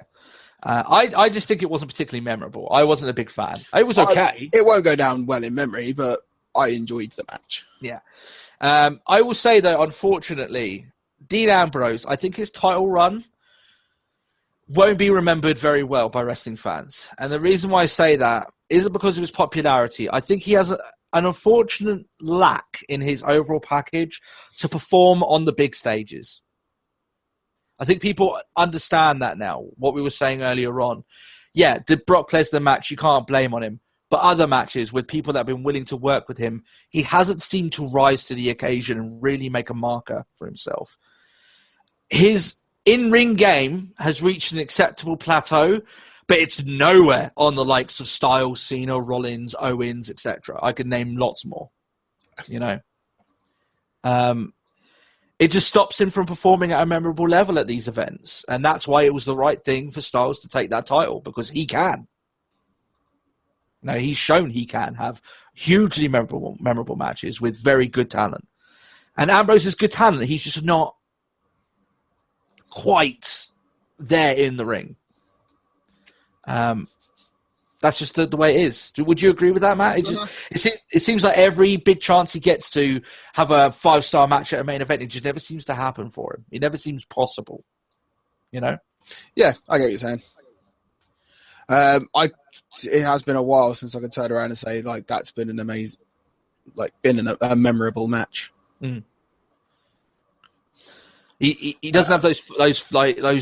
I can't remember the last time Dean Ambrose has given us a match of the year candidate, shall we say, or if he even has. Yeah. Oh, he won match of the year one week, but it was part of the Shield. Yeah. How much credit can you take for that when there's five other people in that match? Yeah, I was going to say when it was a 6-man tag match. Yeah. Yeah. So it's but I'm happy for Styles, Matt. He's had a hell of a year. It almost a little bit like talking a lot about TJP earlier on. His career has reached unfathomable levels after leaving TNA. Just fantastic for him. That's it, especially if you just consider, what was it? He debuted at Royal Rumble, so that was January. Mm-hmm. So in 8 months, he's now champion. He's got 2 victories over John Cena, one of which was completely clean, and the World Championship. Yeah. The WWE World Championship. So we used to get questions, Matt, in the very start of doing this podcast. Do you think AJ Styles will ever be WWE Champion one day? And I said categorically, no. Well, look what's happened now. The impossible can happen. Now who's the fool? Yeah. I tell you what, Matt, just in terms of SmackDown can now say that their best pro wrestler is their world champion. Yeah. That's just the way it is. And he's one of the best personalities they have as well. And as I said there, unlike Ambrose, he has that ability to rise to the occasion and exceed expectations as well. So I think it was the right choice. I really do. And well done for Styles. He's one of those people that can prove that if you go out there and steal the show night after night and give multiple match of the year candidates, then you can make them listen, So that's just the way it is. Especially if you consider that the thing is, I think a lot of Styles' success is actually boiled down to Triple H getting more control. Well, apparently Vince likes him as well. Apparently Vince is a big fan. Yeah, but do you think originally Vince would give the time of day to a talent who's not WWE? I think without Triple H's input, I think it would. Yeah, I get what you're saying. I think now he realizes the worth in an AJ Styles and the worth of exactly the worth of looking outside their own company for talent. Yeah, but without Triple H in his ear or doing the whole NXT thing, maybe he would not have been as open, shall we say? But you look at now, like you look at TNA. It's a bad week for TNA because they're looking at AJ Styles, who they could have got, but WWE took him away and gave him a contract and is just doing great stuff for WWE now. You look at TJ Perkins, that they basically just threw out the door. Yeah, didn't it? Just like, do you know what? If you're going to be a bitch about it, whatever. In fact, there's a lot of guys in that Cruiserweight Classic that TNA probably should have tried a little bit better some of them to keep hold of and some of them to sign. But guys like Ibushi, by the way, they've got no chance of signing fucking Kota Ibushi. Get real. But there we are. Yeah. All right then, Raw review. I'm going to skip over a lot here because we just don't have time, and I don't want to have another 2.5 hour podcast like we did last week. It's emanated from Baltimore. We had a main event of Reigns and Owens. I will say straight away that there has not been a Raw for a long time where I've been so drained after watching it, where I just wanted anything apart from watching Raw after the show ended. And I've had worse shows, Matt. We have reviewed worse Raws. I'm saying that right now. This isn't a particularly awful Raw. It's just boring and inconsequential. Maybe it was in the mood I was in, but because I watched this in one sitting as well, I was sending you messages going, I want the sweet release of death after Raw, which is... especially when you turned into a heretic and you're like, I hate Foley. I wish Foley could die. Or something like that effect. It's like, Foley is God. You better remember that. Well, Harambe is God, Matt. You must understand. But then Foley is Harambe. Yeah. But thanks to DDP Yoga, bang. Yeah, there you go. Yeah. It's one of those things that, like, towards the end of the show, I'll tell you why I said that I wish Foley was dead. I went that far. I was going really, really bad. But I'll go with the reasons why I was feeling that way. They kicked the show off with Charlotte basically talking down Dana Brooke and Mick Foley, and they do the sort of thing where they have Sasha come out and Bayley come out. It's the WWE special, I call it, where they just have people keep coming out and then chatting and all that sort of thing. Charlotte is so annoyed with Dana fucking up that Dana decides, you know what, fuck you, I'll give you a slap. So she slaps Charlotte. She gets a yes chant for slapping Charlotte. So, if anything, that's just a good thing. That's not a good thing on Dana. That's a good thing on Charlotte.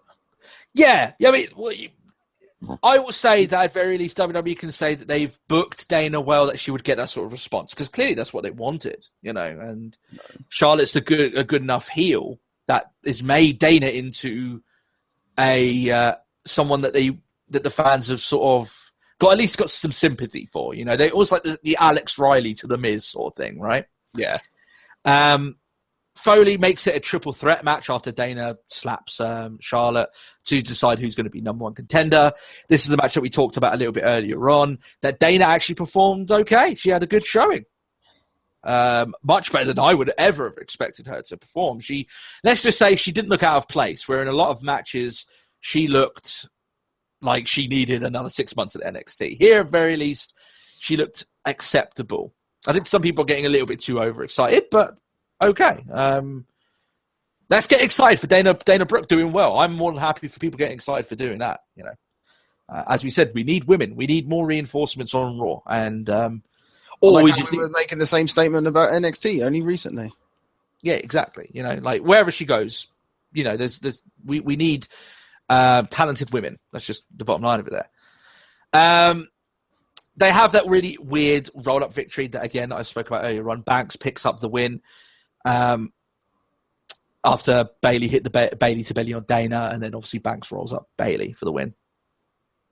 I'm guessing that they're saving any future matches with Bayley later on, and that's okay. They need time to educate the fan base on who she is. After Dana getting that pretty good response from the crowd for slapping Charlotte straight after the match, she's like, okay, I'll just carry her bags for you. So there we are.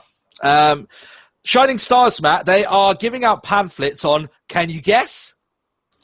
I'm going to guess it's Puerto Rico. How did you know? You watched Raw, Matt. You must have. You watch Raw. It's the only way you can know. I'm sorry. Yeah. They're doing something so heel, man. Do you know what they're doing? They're so heel. Super, super heel. They're suggesting holidays. They're suggesting holidays to Puerto Rico. Motherfuckers. Very heel. Very heel. I don't need a vacation. Yeah. Why would I want to go to the fucking Shining Star of the Caribbean? Yeah. Fuck's Yeah. sake. Yeah. It's, yeah. I mean, they didn't even talk down America or anywhere else. They were just like, yeah, why don't you just have a holiday in fucking Puerto Rico? Okay. All right. Fair enough. Enzo and Cass, however, want to fight them once again because they lost against them last week, and that will be a singles match later on. I can skip over that. That's just Kevin Owens talking to Tyler Phillips or Fernando Phillips or whatever they want to call it. Yeah, basically Tom Phillips. Now they just come up with names for him because he's so forgettable. Forgettable. So there we are. Although I will say here that Jericho calls Sami Zayn a stupid idiot. Because it's the It actor, of course, and he's going to have Sami Zayn on his show. So there we are. Bo Dallas versus random dude in lime green trunks. Dallas gives a poem straight out of Heidenreich's collection before dispatching said local talent. Matt, I actually saw the footage of him this week being drunk in the airport, so that did happen. You got given a win, so yeah. Guys, WWE, listen up. If you're not happy with your push, just get drunk. Yeah. Do what everyone does. Drink away your sorrows, and you get a push for it.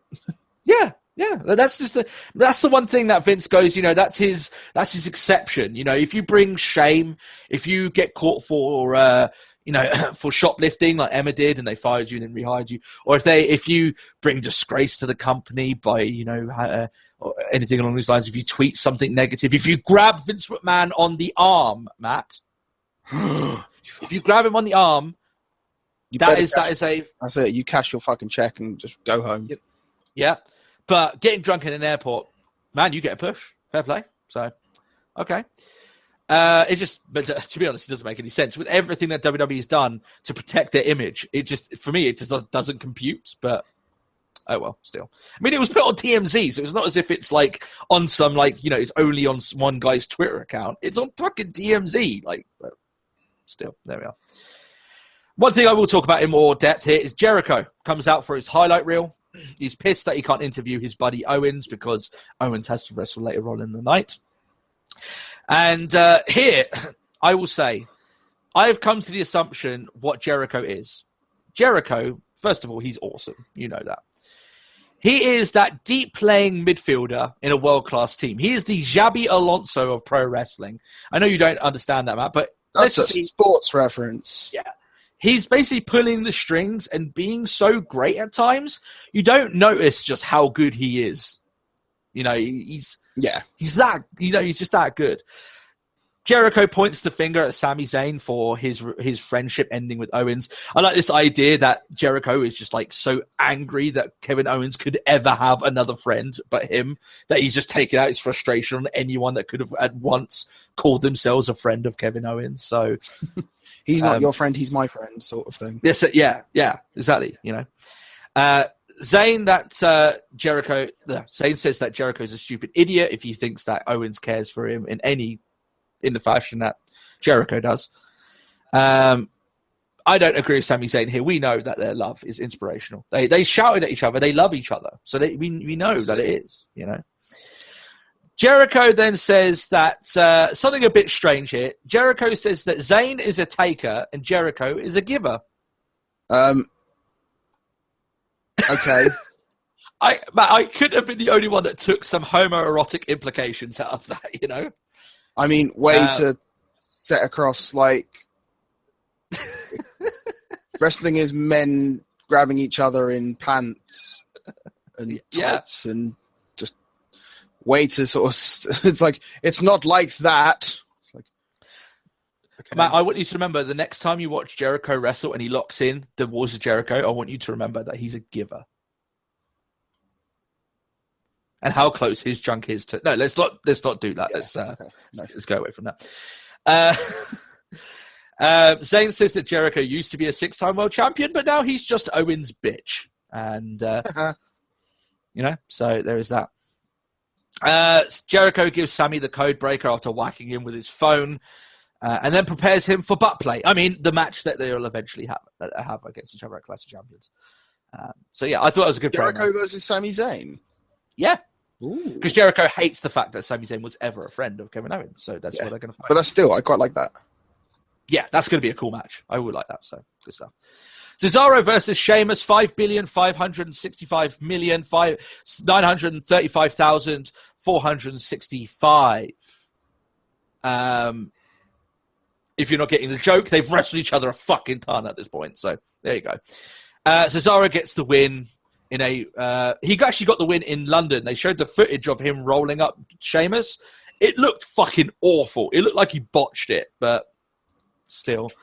Cesaro wins where they roll up and putting his feet up on the ropes. And you know how the face commentators, they come off as like, Corey Graves looks like, at very least, if he's got a skewed perception on what he believes, he stands by it. If one person cheats to get a victory, it doesn't matter who he is, he's still on board. But the face commentators are like, oh, well, he had to win, so he used everything he could to win. And it makes Cole and Saxton come off as such hypocrites. So they're like, oh, well, he just did what he needed to do. It's like they would go mental if Sheamus had done that, Yeah. Whereas Corey Graves, to his credit, he's just like, well, yeah, I totally agree with you. Cesaro did what he needed to do. I don't have a problem with that. So needs must. Graves is the top commentator. That's just the way that it goes. I can piss past that. Alicia Fox got basically just destroyed by Nia Jax. She got speared through the barricade. So that was pretty beasty. That was pretty cool. I'm okay with that. And that's payback for Alicia Fox throwing a box into Jax's face the week before. So there we are. New Day out. This actually I found quite funny. New Day come out, and the one thing they do, Matt, in this entire promo that New Day do, they basically bury last week's worst segment of the year candidate with Gallows and Anderson. They apologize for Gallows and Anderson wasting everyone's time. And then one thing I thought was very funny is like, so we're going to show you footage of last week. And I'm like, oh, God, I don't need to do. Why are you doing this? But they don't actually show. They go, actually, no, because there is no footage because we burned the footage. And I'm like, I love you, New Day. I love you. I love you. I think it's funny, though, that they could basically admit that just last week was a fucking fail. That is just so bad. The club come out, say that they'll beat up the New Day, take their titles. And I'm like, that's all you should say, but it doesn't matter because they've been ruined. Say it with me, Matt. Ruined. Ruined. Ruined. Ruined, yes, exactly. It doesn't, even they could win the championships now. It doesn't make any difference. Although I will say that Corey Graves, if they had followed by Corey Graves' creed of what he believes the club are, which is just to beat people up, make money, and win championships, then the club would be in a much better place by now. But they're not. It's a good match here, the club versus New Day. I imagine Big E will wrestle in place of Woods, so that's why the pay-per-view match will be different. Then the club actually get a victory over the New Day, so they've actually got a win. There you go. I'm still not. You can tell that my enthusiasm for the club has just waned, that I've got no time for them whatsoever, but that's the way it is. I've spoken about Jobber Mahal getting a victory. Apparently he's the guy who comes in peace, and that means he's heel. So, and he gets a win. I don't need Matt. This is at the point here that I'm starting to go. I'm starting to really. It's getting to me now. I'm like, I just want this shit to end. I want it to go. I want it to go away, and I just don't want anything to do with this shit. Fernando Phillips asks Jack Swagger about his expiring contract backstage, and Swagger gives him this look like, you what? What the fuck did you say, you little cunt? He's like, why would you just come out and just say, I've just lost a match to fucking Jinder Mahal and you want to come to ask me about my expiring contract? I wouldn't have blamed Jack Swagger if he just said, fuck you, just right to Phillips' face. Little bastard. Epico beats Enzo. Are you angry? I don't know. I think so. That means the Shining Stars have 2 victories over Enzo and Cass. It makes you wonder why Enzo and Cass have to waste their time with the Shining Stars, considering how they've been used so far. But that's just the way it is at the moment. So, yeah. One of the most over acts in the company, losing to the Shining Stars. Yes. Yeah. I'm going to leave that with you. And you can understand, Matt, why I was wanting for this to be gone. This leads to the main event. Now, Foley warned Rollins that there would be consequences if Rollins interferes in the match, because if Reigns wins against Owens, he's in the main event. So there's a lot of implications there. Matt, at the point of this match, as soon as it started, I'd already gone. I'm tuned out. I'm gone. And I want this to go. I had a headache. I was tired. I was bored. I just wanted the shit to be done. Right? So I could just go and do anything else. Rollins does in fact interfere here, and I didn't notice the time on the fucking thing, so I thought this was the end of the show. I was like, oh, thank you, Rollins. You interfered in the match. That's how Raw is going to end, on some sort of cliffhanger. I'm good with that. I'm gone. Mick Foley comes out, says, I want to speak to Rollins in my office, so Rollins goes to his office.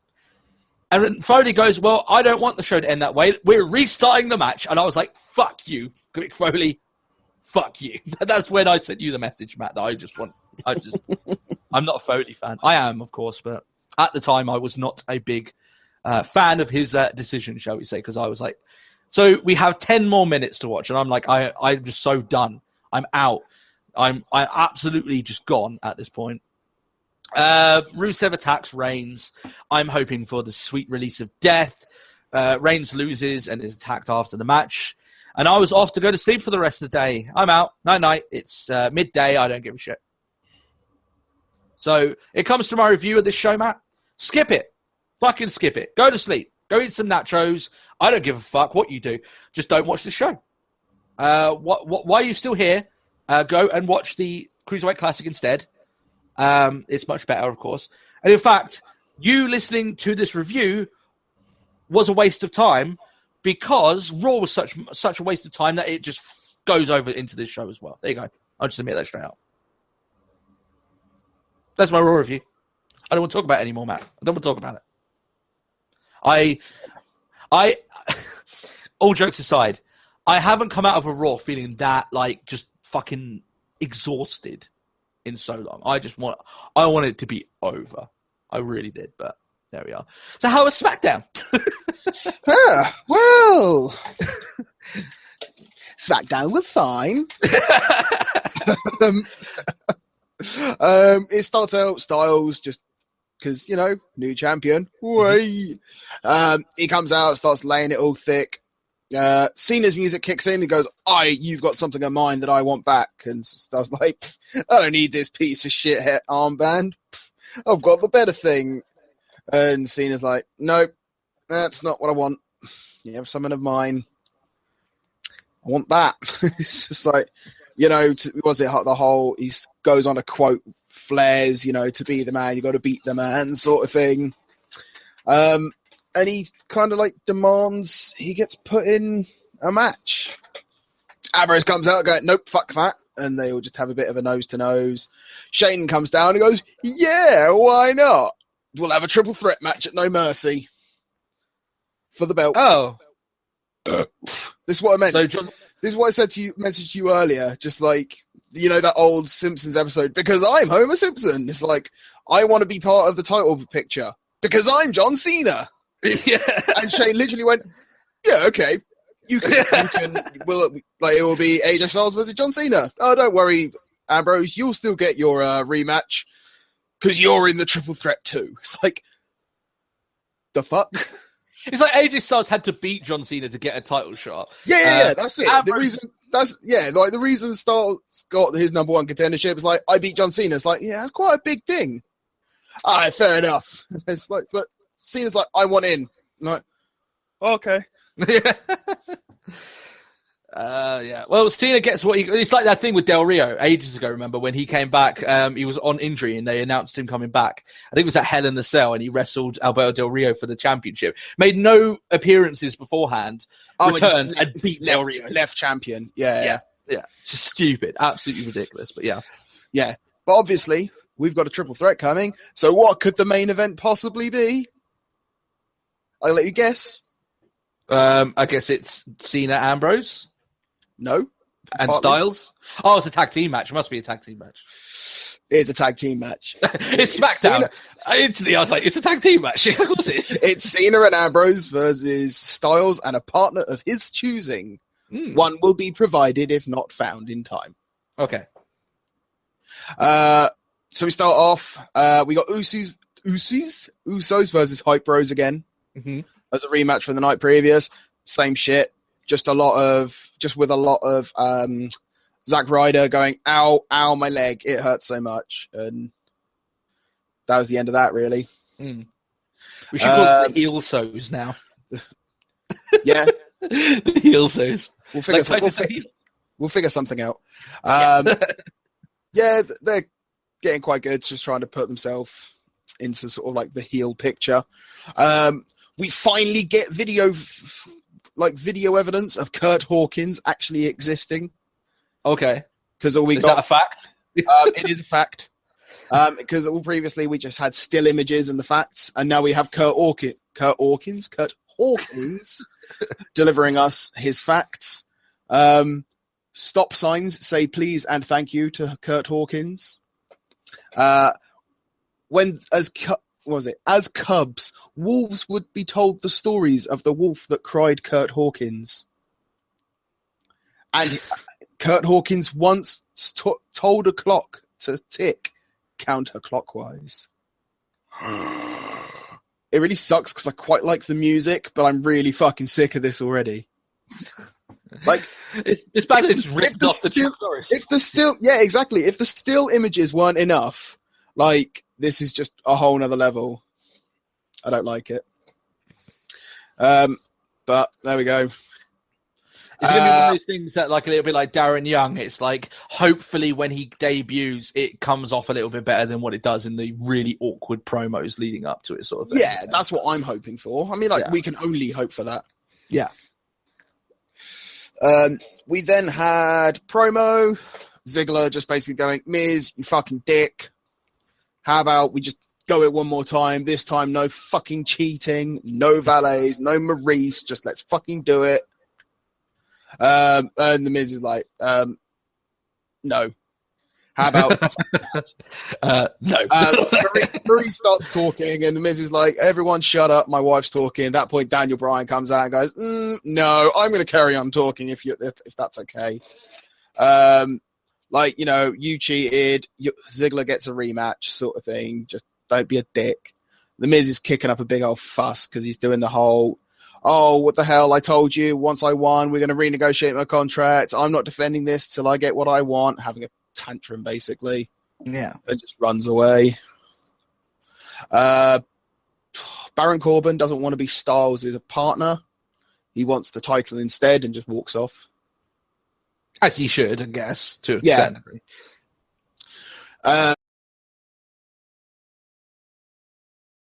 Hello? Show, apparently. Oh, I lost you there for a minute. Go on. Yeah, so pre-show rematch, Corbin versus Cruz. But nothing really comes of it. Because when Cruz goes up to the ropes to go, yay, on his entrance, Corbin just took the opportunity to knock him off the rope, end of days to the outside, and that was that. Q. Huh? Go on. No, you go first. I was about to ask about Apollo Crews because it's one of those guys I've been keeping an eye on. Like, is it really? It must be getting really bad for him now because it just looks like he's losing everything. Like he is, and he's all his momentum stalled. So what's the reaction for him at the moment? Stale. What you mean with the crowd? It's a bit. Well, just in general, like how do you feel about him? Like, let's just. I'm not happy. He could have been so special, though. I look at him and I'm like, oh. He really could have been. But no. So, yeah, he eats an end of days to the outside. Like Corbin's in the ring, just like, yay, look at me. Cue the swagger music. And yeah, he comes out, he cuts a little promo. He doesn't really cut a promo towards Corbin or anything. I just assume that's going to be where he goes from here. Yeah. It seems out of nowhere Corbin's done with attacking Kalisto backstage. I haven't seen Kalisto in weeks. And also, it just seems like he was. I know he wrestled Cruz at the pre-show of Backlash as well, so it's a little bit like he's just jumping from guy to guy randomly, not really being a proper feud with them. Maybe I don't know. I think this might kick off a feud with Swagger. Yeah, that's what I was sort of saying earlier. So I'll be alright with that. I mean, that's okay. I mean, you're looking at some of these guys like Corbin and Cruz, and you just hope that they get some sort of traction going. They get some sort of momentum because they need something. Yeah. They can't just come out week on week and just have matches. They need to have something. Yeah. They need momentum because how are they supposed to be the stars that SmackDown needs if they just go in nowhere very quickly? It just seems like they are. A lot of those NXT guys, but still. After that, we had a fatal 5-way match. And we now have a number one contender, and it's Alexa Bliss. Oh, Harley Quinn herself. The match was pretty good. It wasn't like as good as the 6-pack, but still a solid match. Carmella actually could have won this. She sort of hit Nikki with almost like a modified super kick sort of thing. And then Alexa was just sort of like, nope, lobs Carmella out and pins Nikki herself. Carmella's getting very good at knocking the shit out of Nikki Bella, isn't she? Yeah, that's it. Next, Slater's contract signing. Big ovation. Also, in Philadelphia, with Slater comes Rhino. Yeah. Big EC dub chant. Which Slater actually references as well, because he's sort of like, I couldn't have done it without my main man Rhino sort of thing, and he's like, EC dub indeed. And then they're doing this whole, we'll defend these titles anytime, any place, against anyone. The Ascension come out, and they go, well, we're anyone. Now's as good a time as any, and here's as good a place as any. And Shane's like, yeah, okay. We'll have the match. Were you afraid that they might just do the whole thing of like they win the titles and lose them 2 days after sort of No, thing? because this is the Ascension. Stupid question, right? This is how bad it is. Right. Shane goes, yeah, okay, we will have this tag team match. Cuts to adverts. Not a problem. Okay. It all comes back up, and about a minute later, the match is done. Really? So it's... Yeah. Yeah. Rhino secures the win. That was about it. Basically, it's just a quick showcase for Rhino and Slater sort of thing, isn't it? Yeah, that's it. Stars earlier on in the night found Kane. Kane just laughed at him. So Daniel Bryan comes along and he's like, well, I mean, like I said, I'll find you a partner if you needed one. And now introducing Braun Strowman's poop. Oh, one of his meals. Let's go back. James Ellsworth. Oh, that guy. Oh, Mr. Offspring tattoo. I think I called him Chicken Strip, I don't know. Probably Chicken Strip, yeah. Man with no chin. Actually, I think Jericho nominated him to get a WWE 2K17 cover, and he actually got one. They made one for him, so he's on the Jericho podcast, and I kind of don't want to listen to it. I do. I want to see what it's like being poop now. Basically. Orton comes out, cuts a promo. Basically just sort of like, you say you're the face of fear, but I think you know fear because you fear me, because that's why you cheap shotted me. He challenges Wyatt to show himself, and instead we get a Titantron promo. You know, wise man knows when to stay down, but you're not a wise man, sort of thing. I gave you the opportunity to leave, and you just decided to embarrass me, and I wasn't happy with that. It's a good promo. Lights go out, back up again. Wyatt's at the announce table, and it's still quite dark. They're still dark with the fireflies and all that lot. Orton's like, yeah, fucking come on, let's do this. And Wyatt's like, takes the hat off, takes the jacket off, Lights go down. Lights go back up again. Wyatt has disappeared. And Rowan attacks Orton from behind. However, it's Orton. Yeah. Rowanette and RKO. But it's still kind of getting there, I suppose. Well, I guess they haven't had their match properly yet, have they? So they're going to just push it off on now until No Mercy and see where it goes. Yeah, until Orton's like really cleared from, what was it, like the fear of concussion or something. Yeah. Cena and Ambrose come to the ring. They're introduced first. AJ gets out, and Ellsworth is making his entrance. He gets blindsided by The Miz and receives a skull-crushing finale on the ramp. Oh, poor Pooh.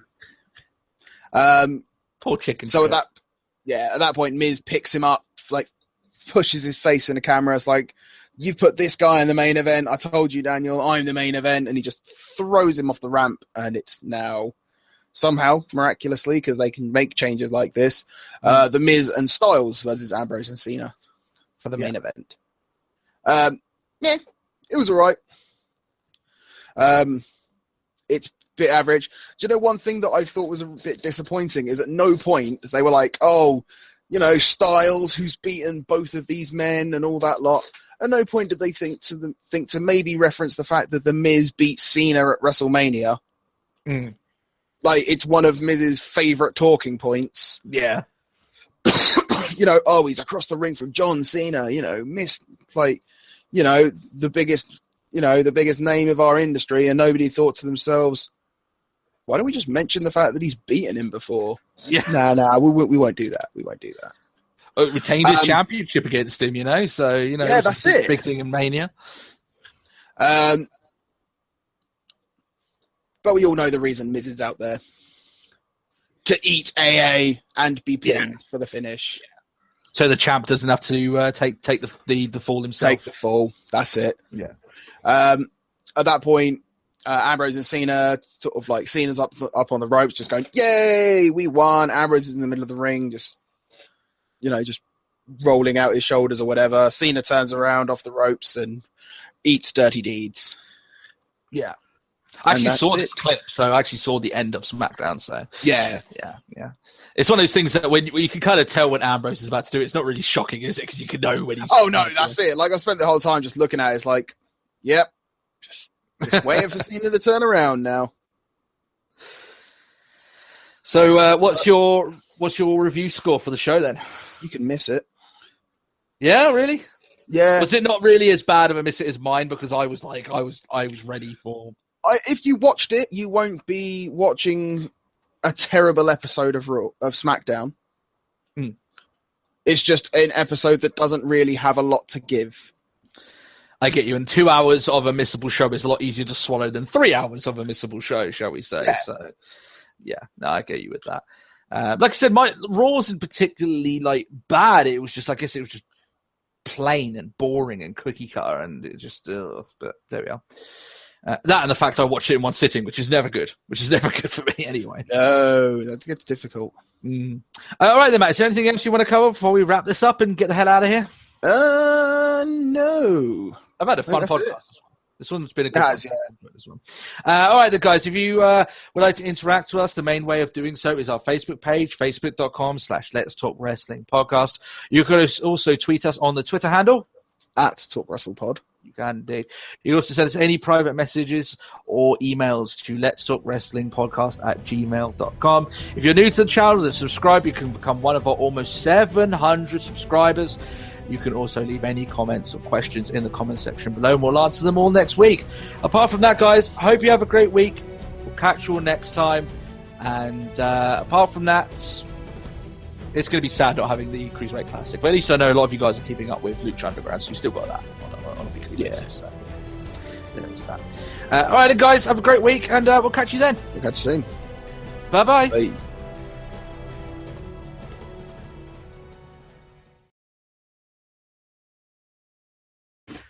Now, that's her choice. That's I'm going to have to pause. That's fine. What's up? Sorry, she really wants to come in to see you. All right. Is it a wagon wheel? Bye-bye to Daddy. Bye-bye. Just a quick question there, man. All that over a wagon wheel. Yeah, she wasn't showing me the wagon wheel she got. She was so excited about it. They're not that great.